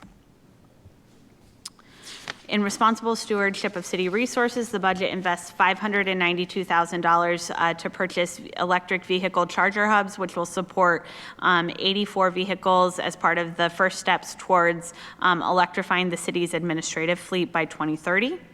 The budget adds funding for 5 new positions in the Department of Finance for the Procurement Transformation Initiative that will be focused on expanding the use of P cards and then increased oversight of city contracts.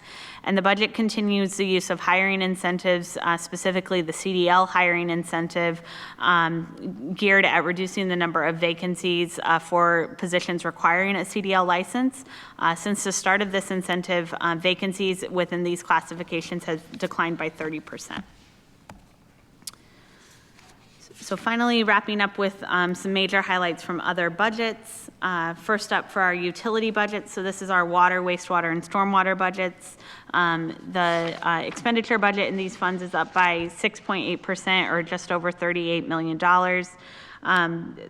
These utilities are scheduled for the final year of a 3-year rate increase in June. That would be 3% increases for the water and stormwater utility and 3.5% increase for the wastewater utility. The budget, the increase in expenditures reflects annualizing the pay increase that was part of the salary study that was implemented in fiscal 24, and then increases funding for various contractual expenditures based off of areas of high inflation that the utilities have seen. And then finally, on the capital budget, the total capital budget is down by just under $100 million, from $831 million in fiscal 24 to $732 million in fiscal 25. I do want to note that the primary reductions here are revenue bonds from the enterprise funds. When we look specifically at the general fund backed sources, the budget is actually up year over year by over 100%. And again, that's driven by the additional HUR revenue that is available for DOT projects. This slide just shows capital budget trends going back to fiscal 2006, and so you can see fiscal 25 is on track to be one of our highest capital budgets, second only to fiscal 23, where we were able to invest a significant amount of prior year fund balance into various capital projects. In terms of a couple of highlights, and I won't spend a long time here because I know my planning colleagues are up next, but there's $19 million for continued funding for school construction, $4.5 million for renovations and upgrades at various library branches, $3.5 million for building upgrades at various police locations, $19 million for improvements to various parks and rec centers, $6.5 million for ADA improvements to roads, sidewalks, and alleys, and $14.2 million to upgrade various city software systems, including the tax and permitting systems. With that, I can take any questions from the committee.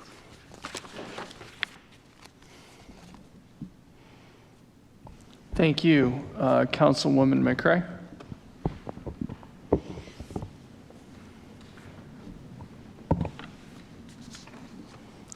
I hope this is a quick question. For about the last 3 budget cycles, I consistently ask about performance plans. I don't know if I misheard you, but did you state that the performance plans were on the mayor's website? They are, and I can provide the link to the committee. Yes. May I have it, please? It's in one of the hyperlinks on the left side of the screen, but I'll provide that as a follow-up. Okay, thank you. Yes. That's the question. Thank you, Mr. Chair. Thank you. Councilman Conway. I just had one quick question, should be an easy one. When we were looking at the property tax rate, you delineated the difference between the actual property tax rate and the effective property tax rate. What is the difference? What does the effective rate consider? The effective rate would be the rate for owner-occupied units. The an owner-occupied unit qualifies for the targeted homeowners tax credit, and so that rate is 20 cents lower than the overall property tax rate. Got it. And when we consider business properties or things like that, how that would be totally separate, or? Yep, a commercial property would be subject to the full rate, the $2 and about the $2.25. Again, only owner-occupied residential properties would fall under the effective rate. Okay, thank you for clarifying. Councilman Cohen.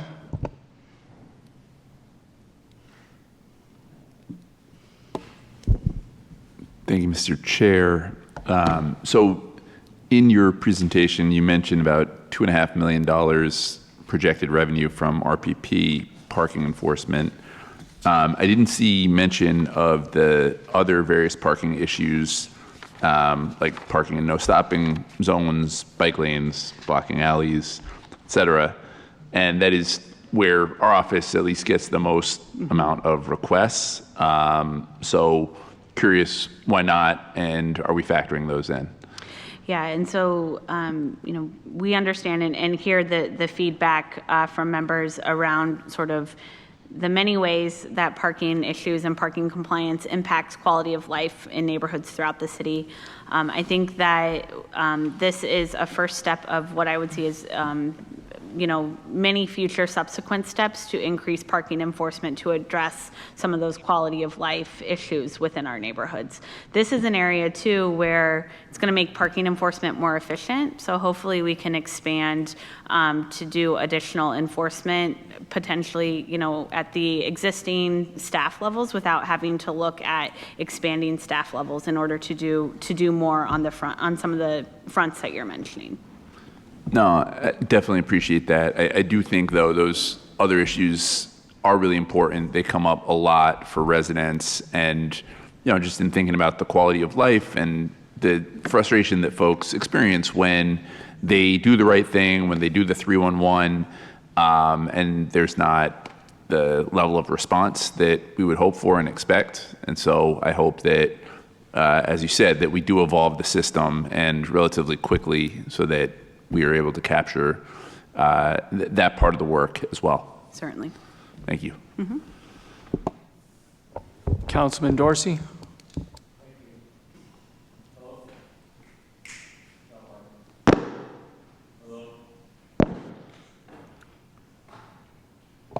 Thank you. On this issue of parking enforcement, we've got a new parking enforcement dispatch system rolling out that I'd be happy to chat with you about. And I think that BBMR should be aware of this because it has potential for revenue increases because of the efficiency of operations. There's still a shortcoming in the parking enforcement operations that I'd like to talk about because I think it's important to have BBMR backing these kind of efficiency improvements. There's a significant deficiency in the way that the parking enforcement operations continue. And there's a clear solution for that I've proposed, and it'd be great to have my colleague here on more aware of exactly the issue and BBMR helping to back this up. We also have an outstanding commitment from the mayor's office to create an overnight parking enforcement shift from last budget. It was supposed to become operational this quarter 4 of this fiscal year, and that's not up and operating yet. Having a clear understanding of how this would increase revenues would perhaps get us over the hump of the administration saying we don't have the money for it when it's clearly a revenue generator. Certainly.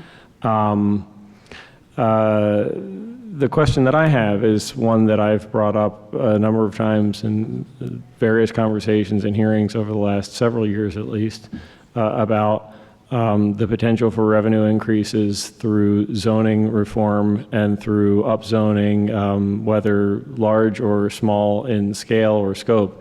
What do we got to do to get BBMR to take seriously the kind of analysis of potential revenue increases from zoning, from upzoning, from zoning reform that would stop stifling us, right? Because we continue to, Detroit just turned around their population for the first time in 57 years, right? They just saw a gain in population. I think that Baltimore can gain population again, call me crazy.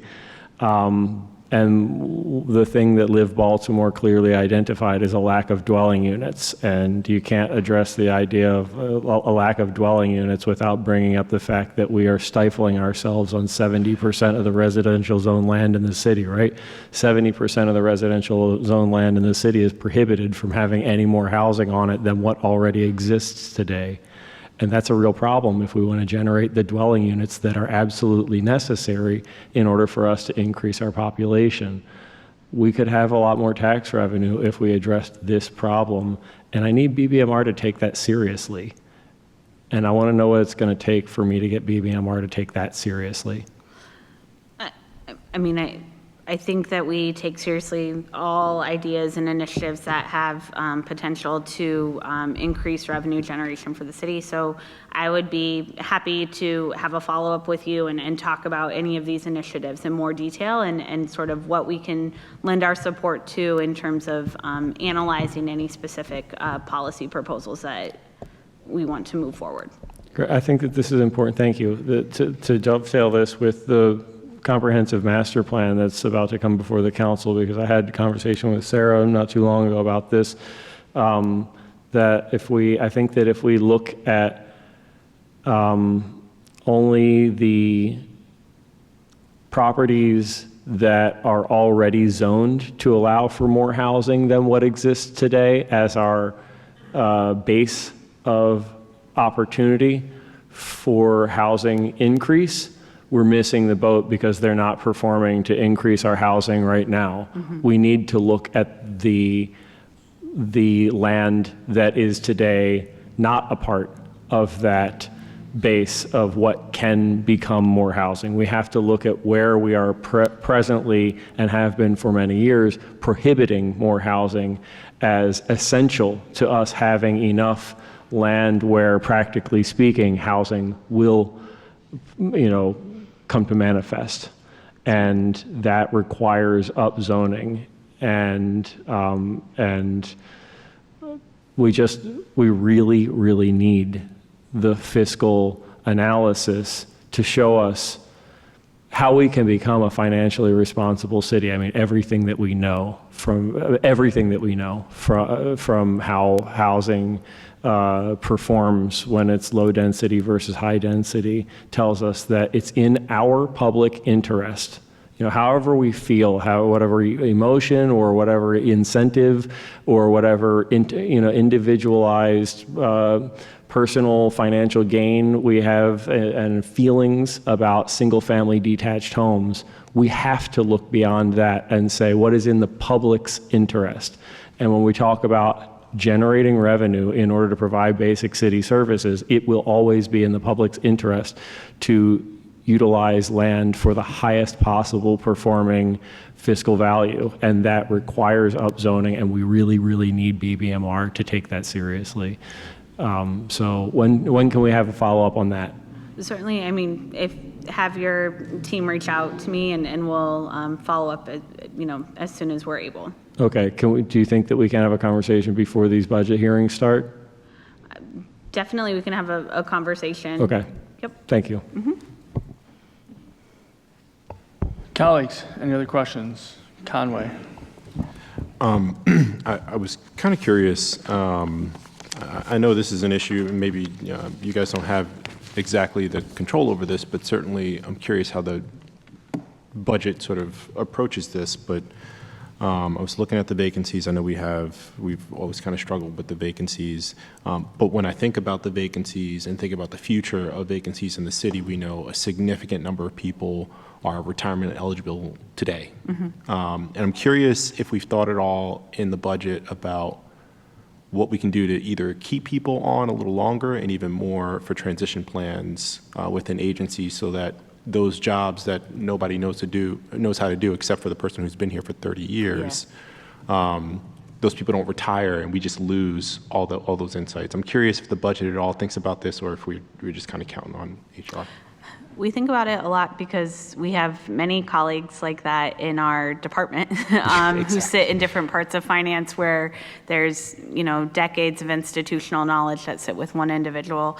So, DHR has really kind of been lead in terms of trying to provide resources and different guides for agencies to think about how to improve succession planning or put succession plans in place.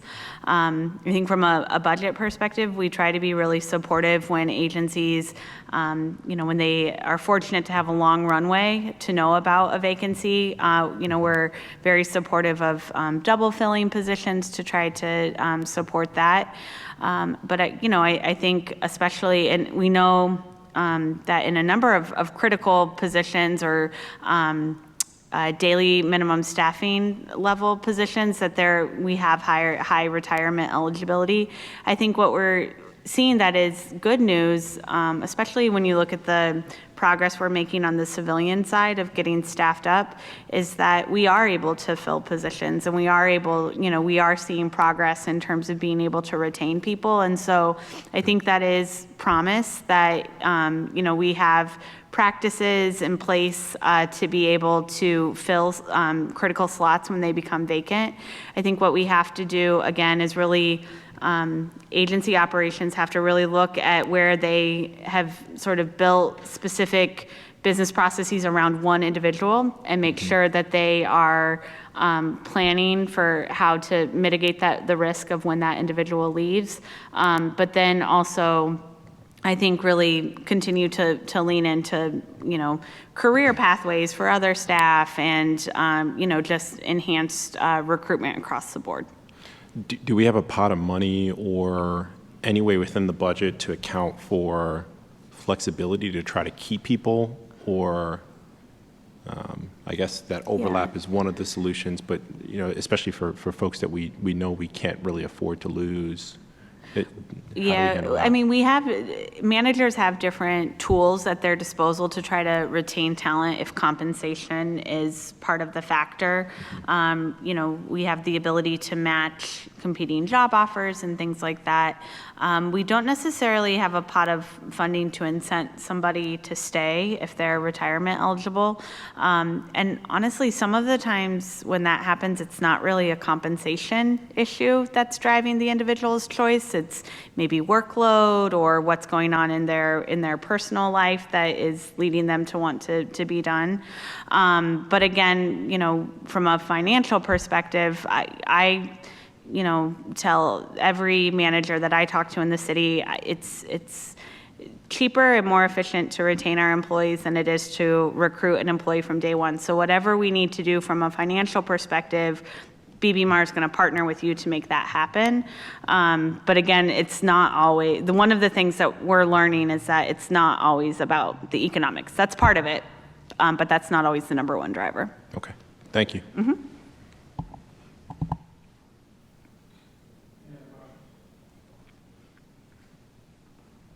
Okay, we are now in recess on this one. We will jump to 24-0523, operating budget for the Baltimore City Board of School Commissioners for the fiscal year ending June 30, 2025. Thank you, Chair Costello. Chris Doherty again from the Finance Office of City Schools. And as mentioned, this is an overview of our FY25 budget. And just a quick word on the next page is that here we are in mid-May. We're already a good many months into our budget development process. It is quite a whopper of a process by design. We are a very decentralized school system. Some other school systems, both here in Maryland and across the country, have an easier time of it in the budget process. But we have long been a fair student funding school district, and what that means is there's much more activity building the overall budget from the school level up than there is from the central office down. And with the Blueprint for Maryland's Future legislation, that's even more true. That is to say, two schools of 500 kids can have very different budgets, and as a result, very different structures, because as the council members know, with the Blueprint for Maryland's Future, a big part of the funding is the actual demographics of the students at a given school. So that makes the budgeting process quite complex, but much better suited to the actual requirements of a given school. So we are here in May, and we will be having another presentation June 4th, and then that will lead into the final budget approval. So the next slide, please. We're going to talk a little bit about the overall landscape, but the net position that we're in is that we're very proud to present this budget. We think it builds on the foundations that we've laid over the last several years, and we're quite proud of it. The reason that we make a point to say that is not general pride, but it's because FY25 is notable for two main reasons. One is that it is the first year for us and for every district after the ESSER COVID-related federal funds have been exhausted.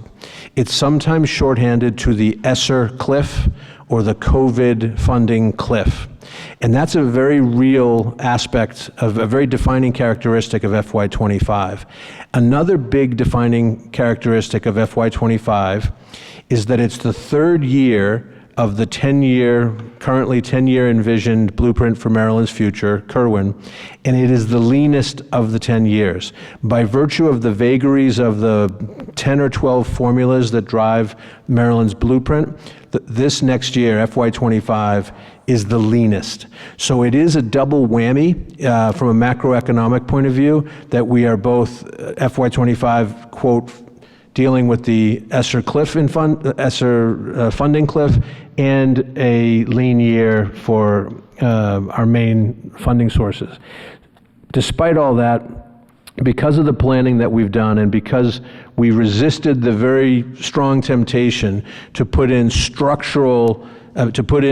permanent solutions with our COVID money, we always kept in mind that the COVID money, as needed as it was one-time funding. And we kept the fact that it was going to end in FY25 very much in our sights. So for that reason, we are confident that going into FY25, we've made the right decisions, and we are not facing, like many other districts are, significant personnel cuts. We're very happy to say that we're not laying off people en masse, which is happening both in big urbans across the country and in some fellow LEAs here in Maryland. Now, at the highest level, you see the almost unavoidable pie chart that financial people like. And what this is looking at all of our revenues at the school system, which come in at $1.78 billion. The biggest portion by far is the blue majority of the pie, which are general funds. The pink portion of the pie, or forgive me, it's orange on the screen, are special funds, which have to do with Title I, Part A, Title II, other federal funding, concentrations of poverty, and the like. And the bluish-grayish fund is our enterprise fund, which, although different folks can have different enterprise funds, our enterprise fund is what we provide our universal free meals to all of our children. We're a community eligible provision district. We're quite proud of that. That means we feed all of our children and students irrespective of income. And we are back to 13 million meals that we proudly serve to our kids, all free. And that's breakfast, lunch, snack, and supper. And so the number you see there reflects that rather large body of work that is all contained within the enterprise fund. Next slide. And again, trying to make kind of the large, complex numbers a bit more manageable, I highlighted it in our FY24 Q3 update, but unlike the city writ large, our funding structure is actually quite straightforward. Between the state of Maryland and the city of Baltimore, that's 98% of our funding. We do, importantly, have other sources, and every penny is appreciated and well used, but between the state and the city, that's where all the action is. And we see here that our general fund is going from $1.4 billion to $1.437 billion, and that's a function of funded enrollment, how many children are in the seats. Now, this is the way MSDE treats funded K-12 enrollment. When you look at these numbers, add about 4,000 kids in our very large and successful pre-K program, and you get to about 75,000 kids, which is sometimes what it will be shorthanded. But MSDE often only looks at the K-12 numbers, not the pre-K. The next slide is busy, but it's important to put in there because this is how the blueprint for Maryland's future is funded. There are very explicit categories of funding. We've put them in descending order from greatest to least, and these are what drive how much money comes in to the school system. It's quite complex, and those formulas don't all go up together. They don't all go down together. They're a very idiosyncratic set of formula rules, and you see, and this package, of course, has all the actual numbers. The overall amount in our blueprint funding is going from just under $1.5 billion to just over $1.542 billion. And if you either do the math yourself, I can tell you that when we say it's a lean year, it's because that represents a 2.8% increase, which we're delighted to get. But it's a modest increase, especially for those who know that utilities are going up multiples of that. Other costs, inputs are going up multiples of that.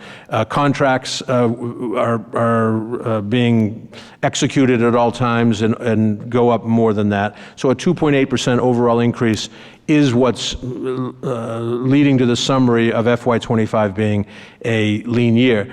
Because I think also, as the council members know, year in and year out, our biggest cost is people. It's even more than the city. When the city showed its pie chart of where the expenditures go, 71% of our costs typically go to people. And in our third quarter update, we were right at that 71%. So that's almost all of the funding right there. Another look on this that we do every year and we keep track of is how much of our budget, our overall circle, goes to schools or goes for things that benefit the school. This is one that veteran members will recognize from previous years. We always want to make sure that we don't deviate from the fact that the overwhelming majority of the budget goes to schools, either under the principal's direct control, or it goes to things like the utilities that go to schools.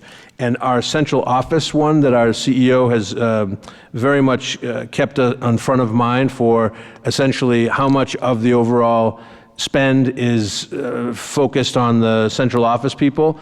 We have been in the neighborhood of 6% for the last several years, which is favorably compares to any of the districts that we look at. So the rest of those, you can see the rest of those, they're kind of standard. But the two most important slivers of the pie are the huge pie that goes to the schools and for the school's behalf, and the small slice for central office.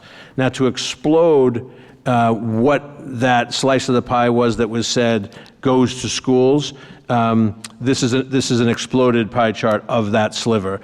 Transportation. Transportation to and from school is the biggest one. Utilities, I mentioned. School supports of all types. School police come in at only 4%, and that's 4% of that slice itself. So home and hospital and other contractual services are part of this as well, all of which take place. In order to be allocated at the school level, it has to be consistently and nearly universally experienced at the school level. You can't just assign things to the school for budget purposes. A bit more on the ESSER COVID transition that we talked about. This was and is a very big topic in K-12 education for the last several years. Different districts have had different experiences. We're cautiously happy with how we've managed this, partly because we, from the very beginning, knew that we couldn't build new structures on temporary money. So we did hire, for example, that's not to say we didn't have a burst of hiring, we did. We had health and safety coordinators at every school. They were integral to the execution of a wide range of activities at the school level. There are 150 some of these folks, and they were instrumental in having us deal with COVID. We told them regularly and upon hire that when the COVID state of emergency was over, their role would be sunset, and that is the way it happened, as opposed to any number of other ways to spend the money. Can I just interject there for 1 second? Please. But just one quick thing on that is that we really worked very thoughtfully with a lot of those COVID people, particularly the health and safety coordinators and the COVID response team.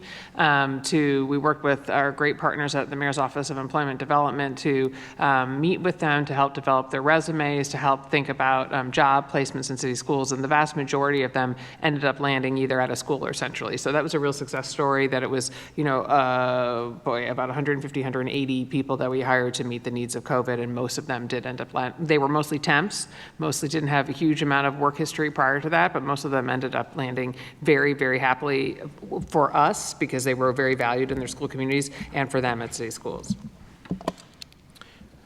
The next slide is also because we do, especially the finance office, part of our job is to make sure that the money gets spent. And the COVID-related monies were historically high, and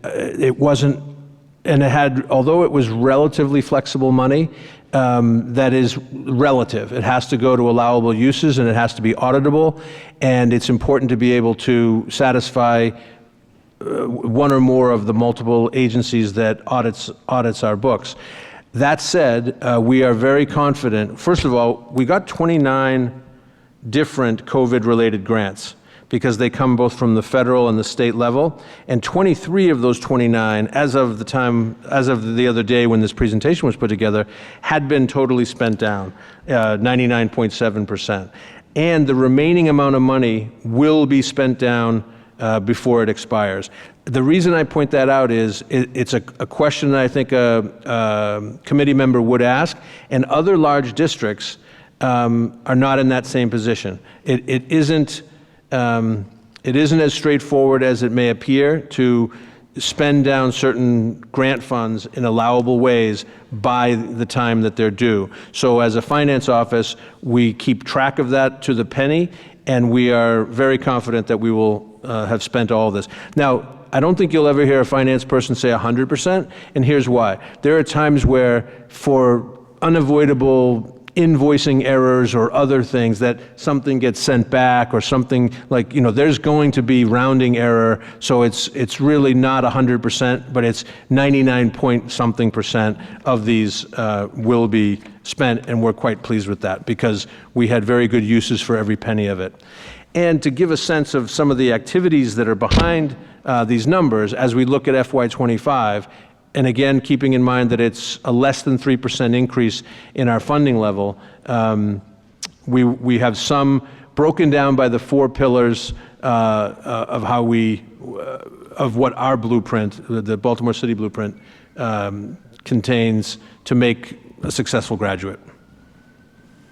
Great. Thank you, Chris. I'm Allison Perkins Cohen, Chief of Staff for City Schools. I get the fun part of the presentation to talk about how we're wisely investing this money. And I just want to say, too, just since Chris was being modest, I think on the ESSER spending through the work of his office in procuring those things and making sure they got to schools, and then our grants office within our Office of Achievement and Accountability, the fact that we've spent so effectively those resources on really important investments for young people, and we spent it all, is actually an exemplar in the state and nationally.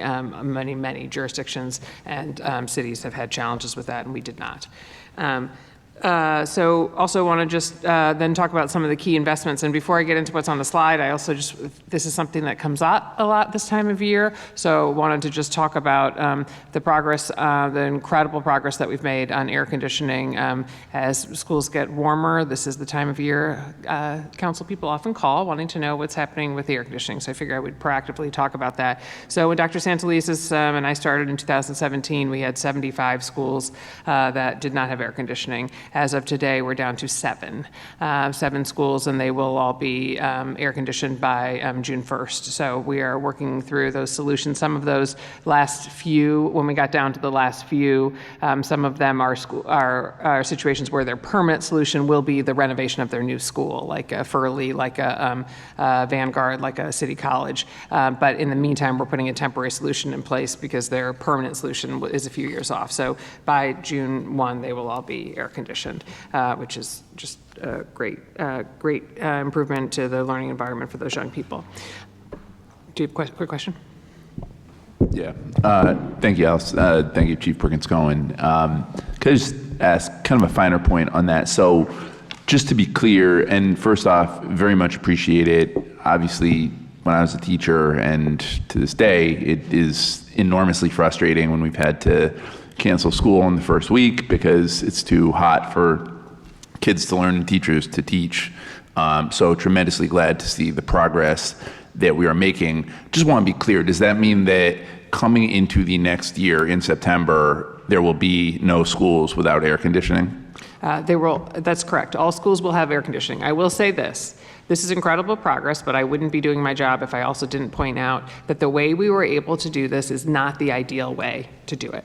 This still represents significant underfunding of our capital resources. And so the way we did it was primarily through vertical package units, which are large refrigerator-sized systems that are in each classroom in these schools. They do a really good job of heating and cooling, which is important because most of our heating systems aren't great either. So they help moderate the temperature heating-wise and cooling-wise in classrooms.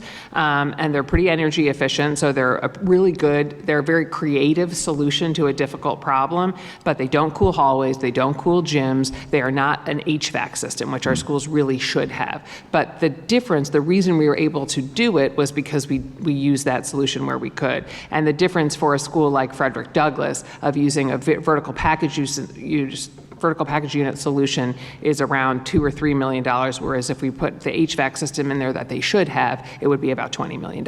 So I just want to be clear that yes, they will all have air conditioning, and we still will have challenges with old HVAC systems that are not what they should be, and sometimes vertical package units breaking down. But it's an incredible accomplishment that in that short period of time, we're down to all schools having air conditioning. Will we, and again, appreciate the update and the significant movement on that, in terms of having the more robust HVAC system. And I know you mentioned, of course, when we get new schools, I've certainly seen it in the ones that have been rebuilt in my district. It's great. But for the ones that have the system that you just mentioned, will we be transitioning those ultimately as well, or is that? I mean, really probably not until they get a new HVAC project. So that will be their solution for a long time. They're long-term solutions. They like I said, they will, I think the lifespan on a VPU is something like 20 years or so. So they're fairly long-term solutions, and they're much more energy efficient than, say, like a window unit, and they're much more effective than that. And like I said, the challenge with them is they're not, if you have your cafeteria, is not going to be conditioned that way, your hallways, your gymnasium. So it's not what you would see in other school districts.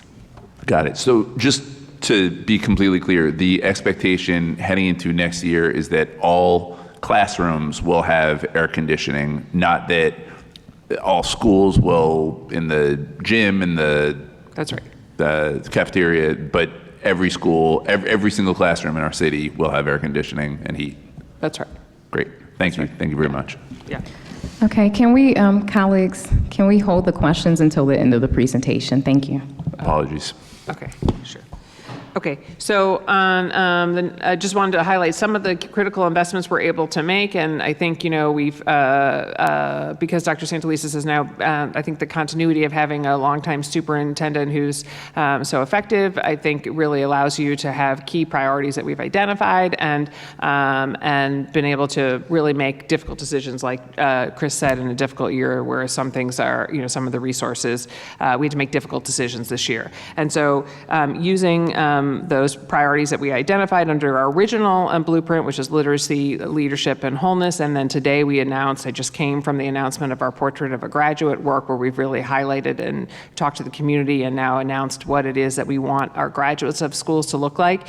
Given that having those priorities well established really gives us a roadmap of what decisions to make. So on things here, you'll see we're continuing to expand our introduction of high quality instructional material. We're continuing to expand our access to algebra, which is something we've been doing for a long time. In an area like tutoring, we were able to make significant and incredibly necessary investments for tutoring during as we recovered from the pandemic. And our team really collected data on those investments so that as we had to call them back, because as the ESSER dollars went away, we were able to really look at the performance of the different providers and look at who was doing middle school math well, who was doing elementary or third grade literacy well, and then really call back and just delineate the investments that we wanted to really continue. Next. Then we also are continuing our commitment to a well-rounded education. So we are grateful to have a significant increase in our multilingual learner students coming. And so we've continued to invest in making sure that we're supporting those families and those students. We also did a lot of investment on extended learning time for families. In the summer, we're going to continue that critical investment we made the last few summers. This year, we'll be serving about 20,000 students in summer programming this summer. And, that's out of just the traditional schools. The charter schools have their own funding, so that charter slots would be on top of that, but 20,000 out of about the 60,000 or so traditional school students means that about 1 in 3 students is participating in our summer programming, which is pretty unusual, I would think, nationally. Next. So the secondary success and innovation, we've done a lot of work. We got early funding and for a lot of our key initiatives from the Gates Foundation, and one of those was 9th grade on track work that we are continuing to really make sure that we're helping increase our graduation rate, which we've seen an increase in our graduation rate as a result of some of this work, to make sure that we're tracking 9th graders as they come in and giving them the supports they need to be successful, and then also doing a lot of our college and career readiness work to support. We did a revamping of our CTE strategic plan, so we continue to implement that to make sure that the programming we have is qualifying our young people for living wage jobs, and also making sure we're getting students access to PSAT prep and SAT prep. Our homeless office has really been focused on continuing to engage our students in activities that they really are excited about, and so athletics is one. So we are continuing we've added athletic trainers at the high school level, and then we've also expanded our middle school athletics offerings to create more of a pipeline for our students to prepare for high school. And then also I just want to call out the work of our re-engagement center, which works really hard and to develop relationships with young people, to find young people who we have not engaged as effectively as we should have, and get them back into our schools. Next slide. The homeless office. We put resources in mentoring. A new initiative I just want to talk about is our transfer ambassadors. We've supported, middle of this year, we really recognizing what we're hearing from communities and what we're seeing ourselves is that as students transfer between schools, some students transfer frequently, unfortunately, between our schools. And when that happens, our transfer office does an excellent job and deals with a high volume of enrollments and transfers. But they would place students in a school, but that's it. They didn't have the capacity to support students. So one thing we've really learned from the community and our students is that some of these students, when they land in the schools, maybe it's not a great match, and they need support in order to be successful. If it's their third transfer in a year, which is not ideal, how do we stop that pattern, and how do we identify ways to get that student really connected to adults that care about them in their new school, to get them scheduled properly, to get them the tutoring support they need to be successful. So these transfer ambassador positions are frankly a drop in the bucket, but we're looking at our high flyer, like our students who are really the highest risk of transfer, and making sure that we have a person who connects with them to make that transfer successful. We've heard very, very positive response from our principals about it, and we'll continue to think about how to scale and replicate it because it's been very effective. Academics and schools office, the wholeness continues to be needs for mental health supports, continues to be a major priority following the pandemic, and so we continue to work with our expanded behavioral mental health services and our social workers and psychologists to make sure we're meeting the needs of our students following the pandemic. Leadership and professional learning, again, this was another priority in the original blueprint that we developed, and so making sure that we're helping create professional learning for our educators and creating pathways for our para-educators to become teachers, which we've been quite successful at, is one of the ways we've kind of addressed some of the teaching shortage challenges that are happening nationally. Keep going. Youth voice, again, leadership was one of our key pillars, and so making sure that we're providing opportunities for youth voice. I'm very proud of the work we've done to set up our ASCBC. We have 40 schools that are actively involved now. If any of you ever want to participate in their student government meetings, they're really, really engaged. These students are coming from all of our schools and really thoughtfully engaged in discussions about issues before them. So those are great opportunities to have. We'd love to have legislators come to those meetings with our young people. Chris talked a little bit about the increased teacher salaries, which is one of the things that we had to cover within this leaner year of blueprint is a little bit of a challenge, but it was important. We know that's important to increase the salaries of our teachers so that we remain competitive. And so this year, we're with that 2.8% budget increase, we're covering a 6.5% increase in teacher salaries. And then facilities, I think this is the last piece.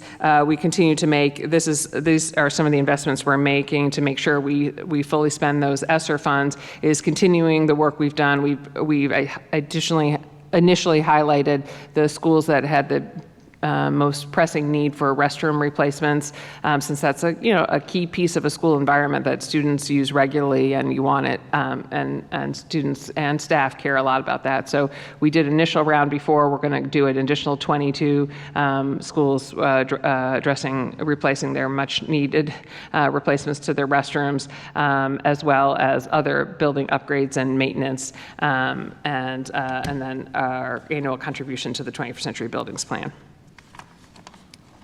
And that is it. Councilman Dorsey. Councilman Cohen. Thank you, Mr. Chair. Thank you, Chief, for the presentation. I want to go back to preschool. First off, congratulations on the kindergarten readiness numbers. I think that's something that we as a city should really celebrate. The fact that our kids are outpacing the rest of the state, I think, speaks to the quality of preschool. And as you and I have discussed a number of times, I know, because I saw it firsthand with my daughter, that high quality pre-K makes a tremendous difference in the academic trajectory of our kids. You and I had talked about a somewhat wonky and nuanced issue related to private pre-K providers and potentially the city needing to pay for them. Has that issue been resolved that you and I had spoken about a couple months ago, and are we in a better place in terms of not having to cover the cost of private providers? Actually, we have good news. I suppose to give away any dramatic tension there. There was, not sure exactly what your conversations entailed, but my guess is it was related to some weeks ago. There were discussions with the finance officers across the state of having the districts directly pay private providers for pre-K. And there were a couple of issues that we had, that districts had with that, which was that came about in March, and it was being contemplated for the upcoming year. And there was, through a variety of discussions, the state actually backed away from their professed point in having the districts interact with the private providers. So in the legislation, or in the budget that got passed, the state is the entity that will deal with the private providers in each district. And they have supplied the money that will go to the private providers. So it's essentially like a pass-through where the state is paying the private providers, and there is sufficient funds. So the reason I say the good news is, for a period of time, in addition to some districts saying that they had a very hazy understanding, or they frankly didn't have the numbers of how many private providers they had, which caused a lot of budgeting issues, they were further reacting to the prospect of having to be the ones to pay the private providers. So the good news is the state has backed away from that, and they will be the ones interacting with the private providers, and they have allocated enough funds in order to do that. So a good outcome based on what we were concerned might happen. That is really good news. Thanks for letting this committee know. It is my contention, and I know it's a major sort of pillar in the blueprint, that we should expand early childhood education. We should ideally have universal pre-K starting at 3. I know that there's a lot of work happening within city schools to figure out everything from how to get more seats in buildings to how to get more pre-K teachers, early childhood teachers, the salary gap, all of the different things.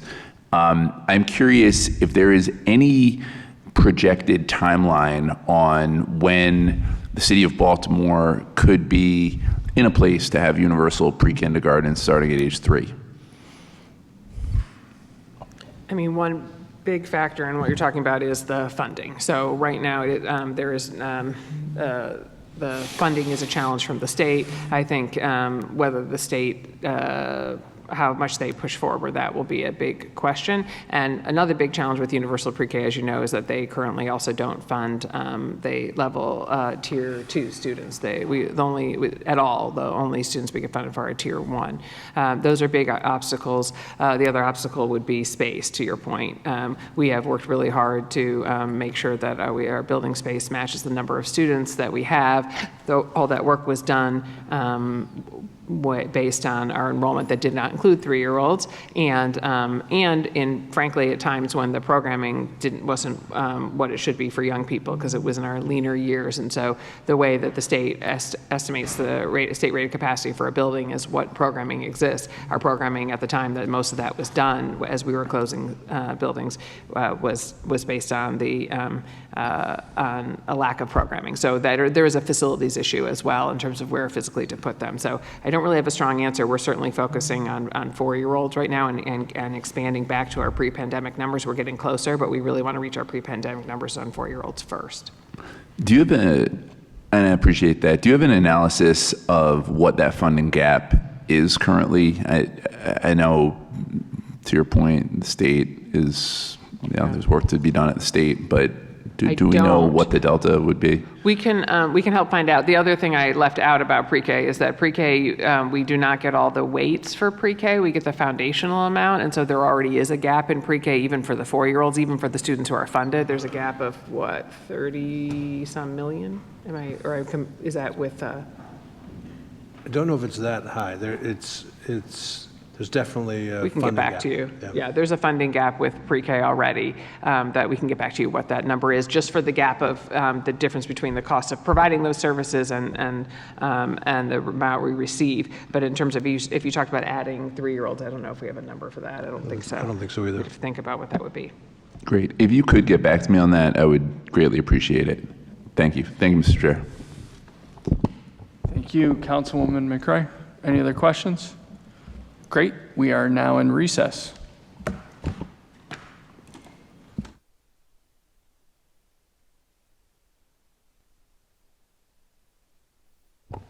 Okay. Try that again.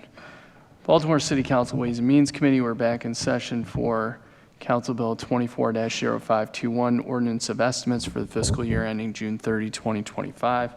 We've already done introductions. We're going to turn it right over to the Department of Planning. This is for the Capital Improvement Program for FY 25 through 30. Director. Thank you, Councilman. I'd like to introduce my team, Assistant Director Nicole Stewart, Assistant Director Stephanie Smith, Sarah Parnell, I'm Chief of Data and Policy Analysis, and Kristen Ahern, who's our lead on all things capital budget, as you know.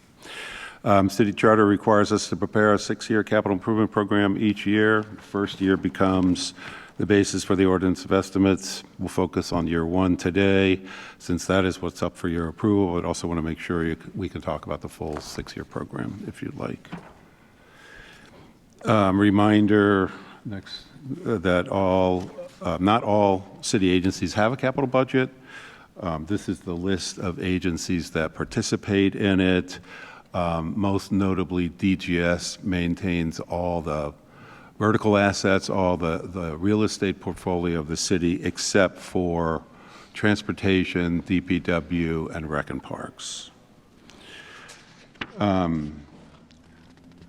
One note, when we were here last year, there was a lot of discussion from the council about reports on spend down of capital projects. We've been working really hard on this, and I'm here to present sort of a quick status of that.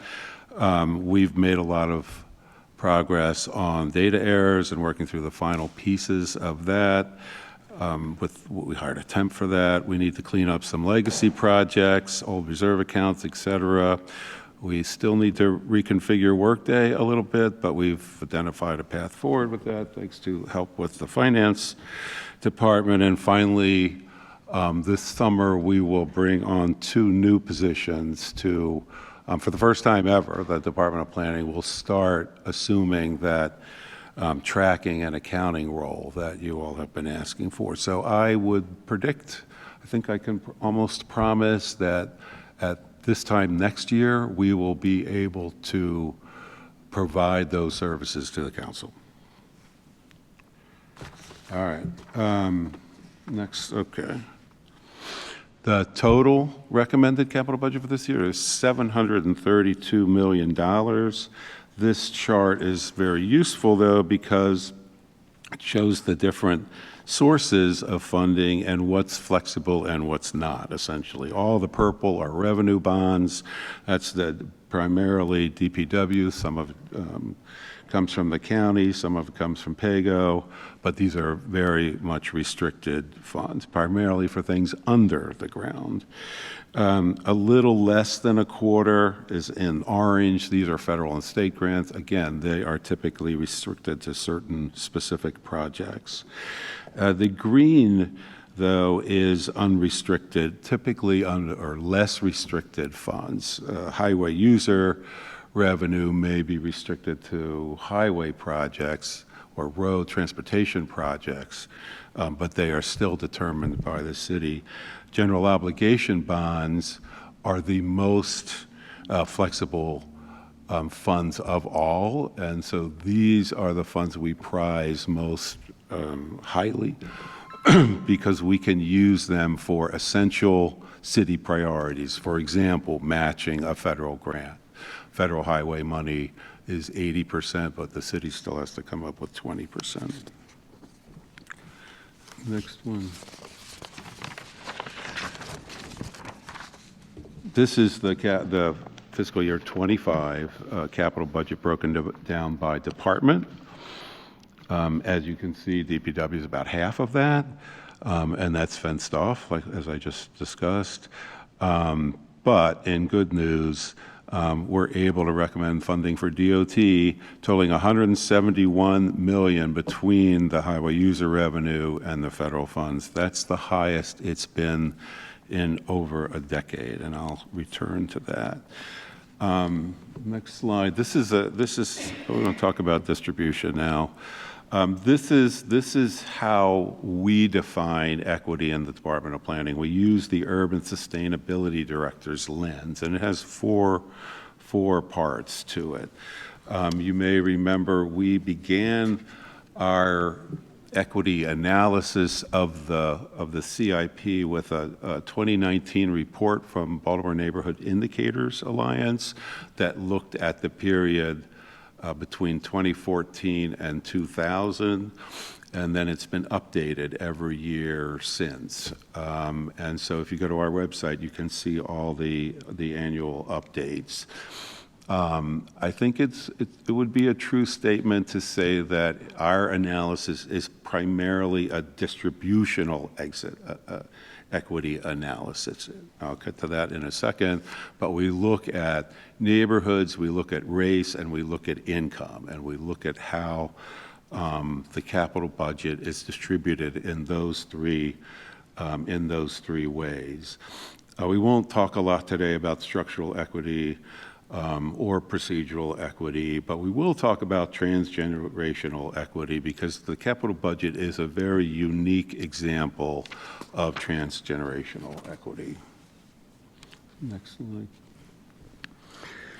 Before we do this, I want to make a note that to put the capital budget in perspective, right? The vast majority of capital expended in the city is private. The blue bar represents private capital, and the orange public, and the black philanthropic. If we go to the next slide, this is a cute little example. These streets, the mortgages on the private homes on the street total, let's pull a number, roughly $6 million if they're $200,000 each. The public investment is really only 1/10 of that. That's the road work, the surface and the underground utility work. So let's keep, if we go there, yeah, to keep it in perspective, the capital budget is just one part of the investment strategy in any, certainly.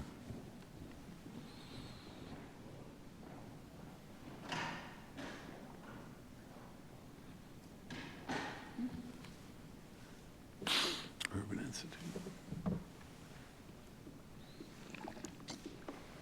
Oh, this should be quick. Where am I?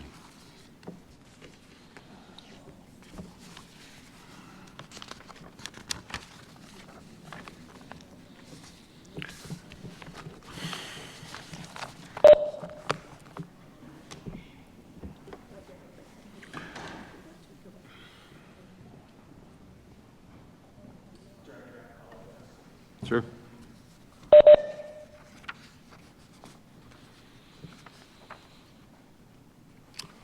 All right. If we go to the next slide. So to reiterate, the distribution we're going to review covers the capital budget only, not all these other fund source.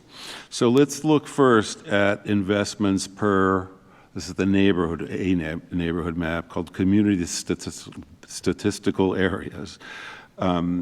In this map, we have deleted the DPW capital budget because we'll talk about this in a minute, but the DPW, it's not always a positive impact on neighborhoods. There's a lot of tearing up of streets and digging and pipes and things like that. So it's not exactly, it's not always a positive investment or seen by the community as a positive investment. We recognize that both are important, but they don't have the same impact on quality of life as investments in libraries or streetscapes or parks or something like that.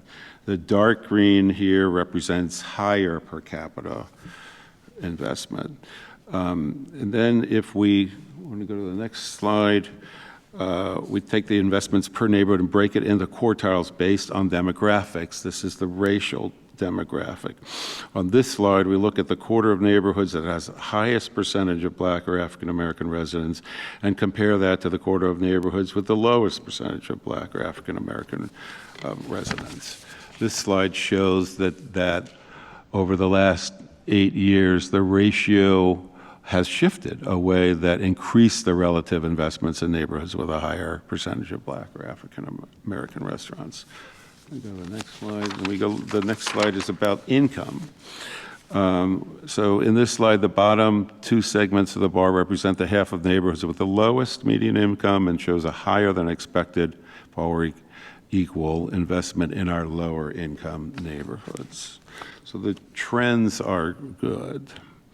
We do the same analysis for DPW.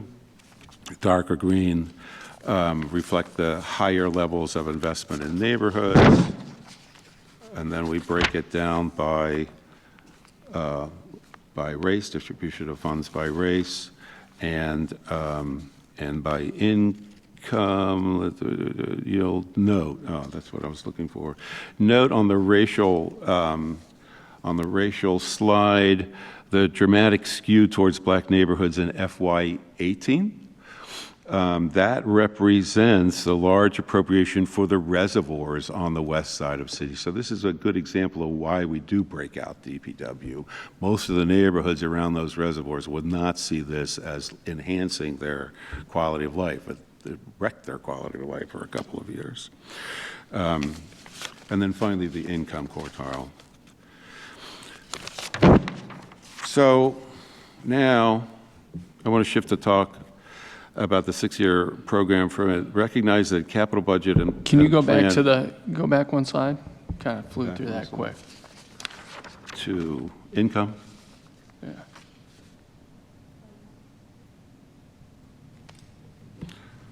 So the income, the slide here is that the higher income is at the top of the bar and Yeah. the lower income. Okay.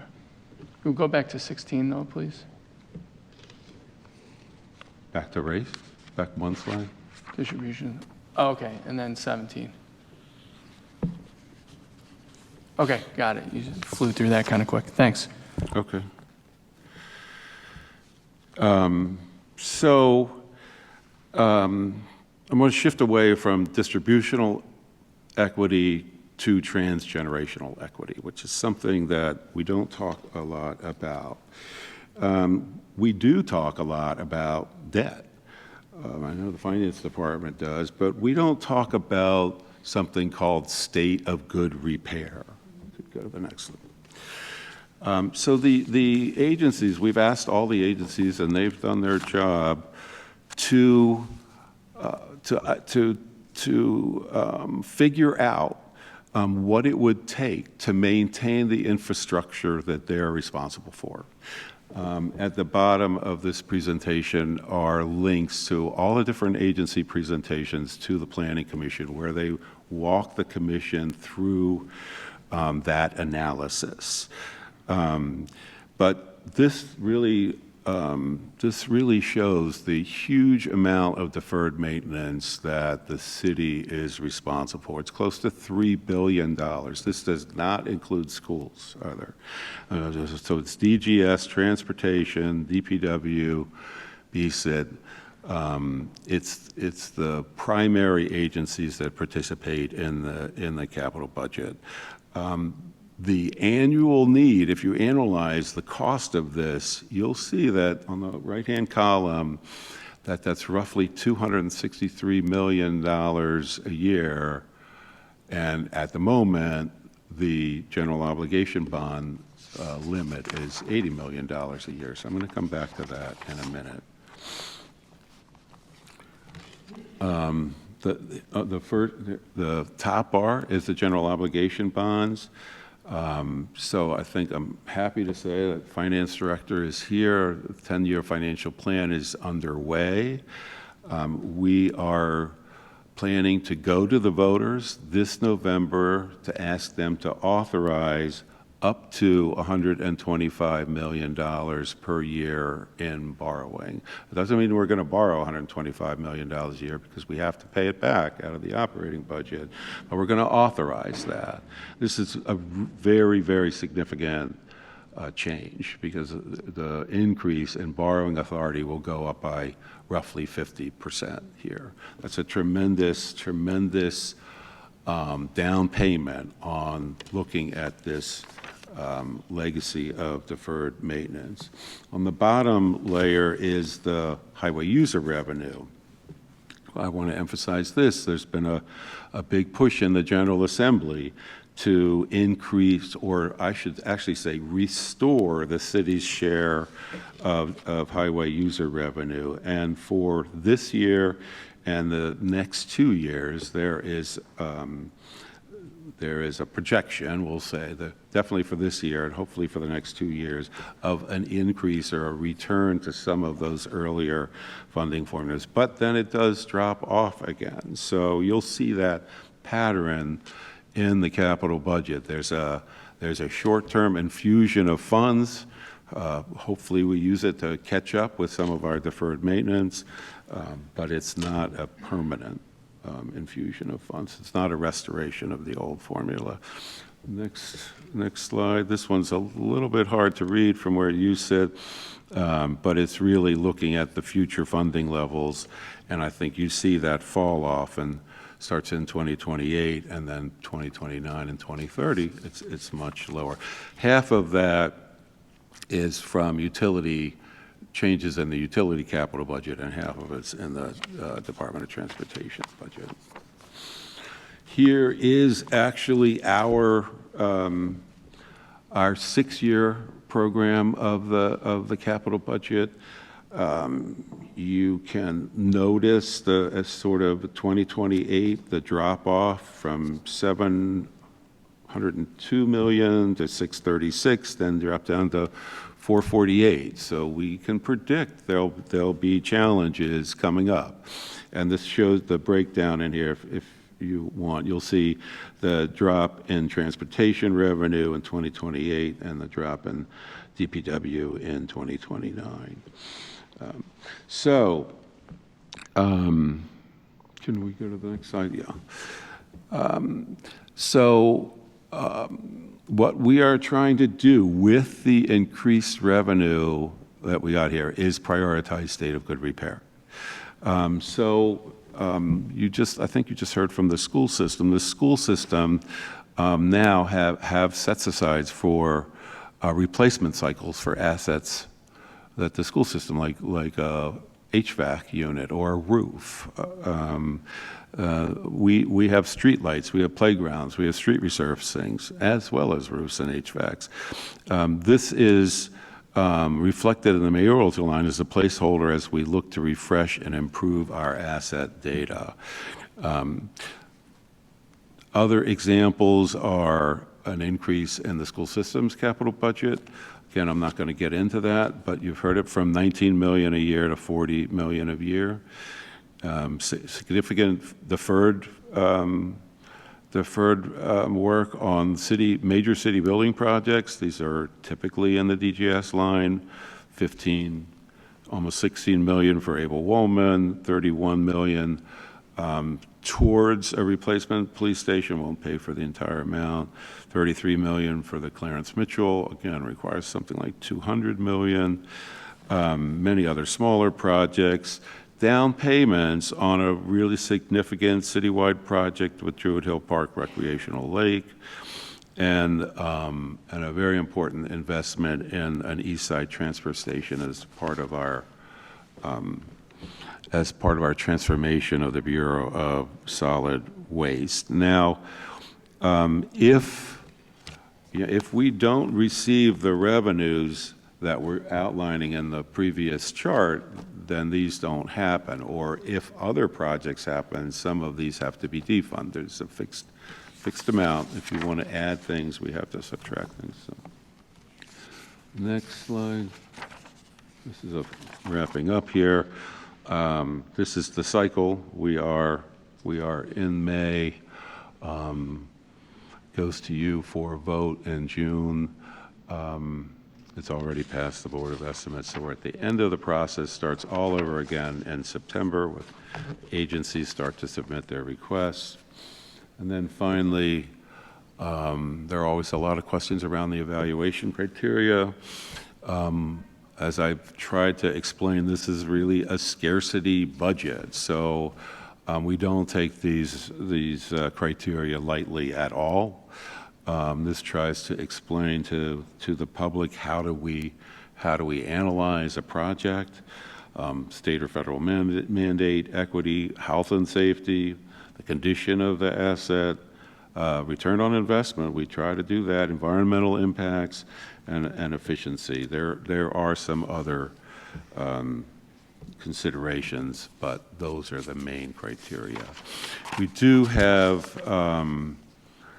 have breakdowns for the fiscal year 25 capital budget by agency, if you're interested, but that's the end of my presentation today. Excellent. Thank you very much. Councilman, do you have any questions? Appreciate the very informative presentation. It's very helpful. I don't have any questions right now. So look forward to seeing you guys during budget hearings. Thank you all very much. And we are now in recess until 5 p.m. Thank you.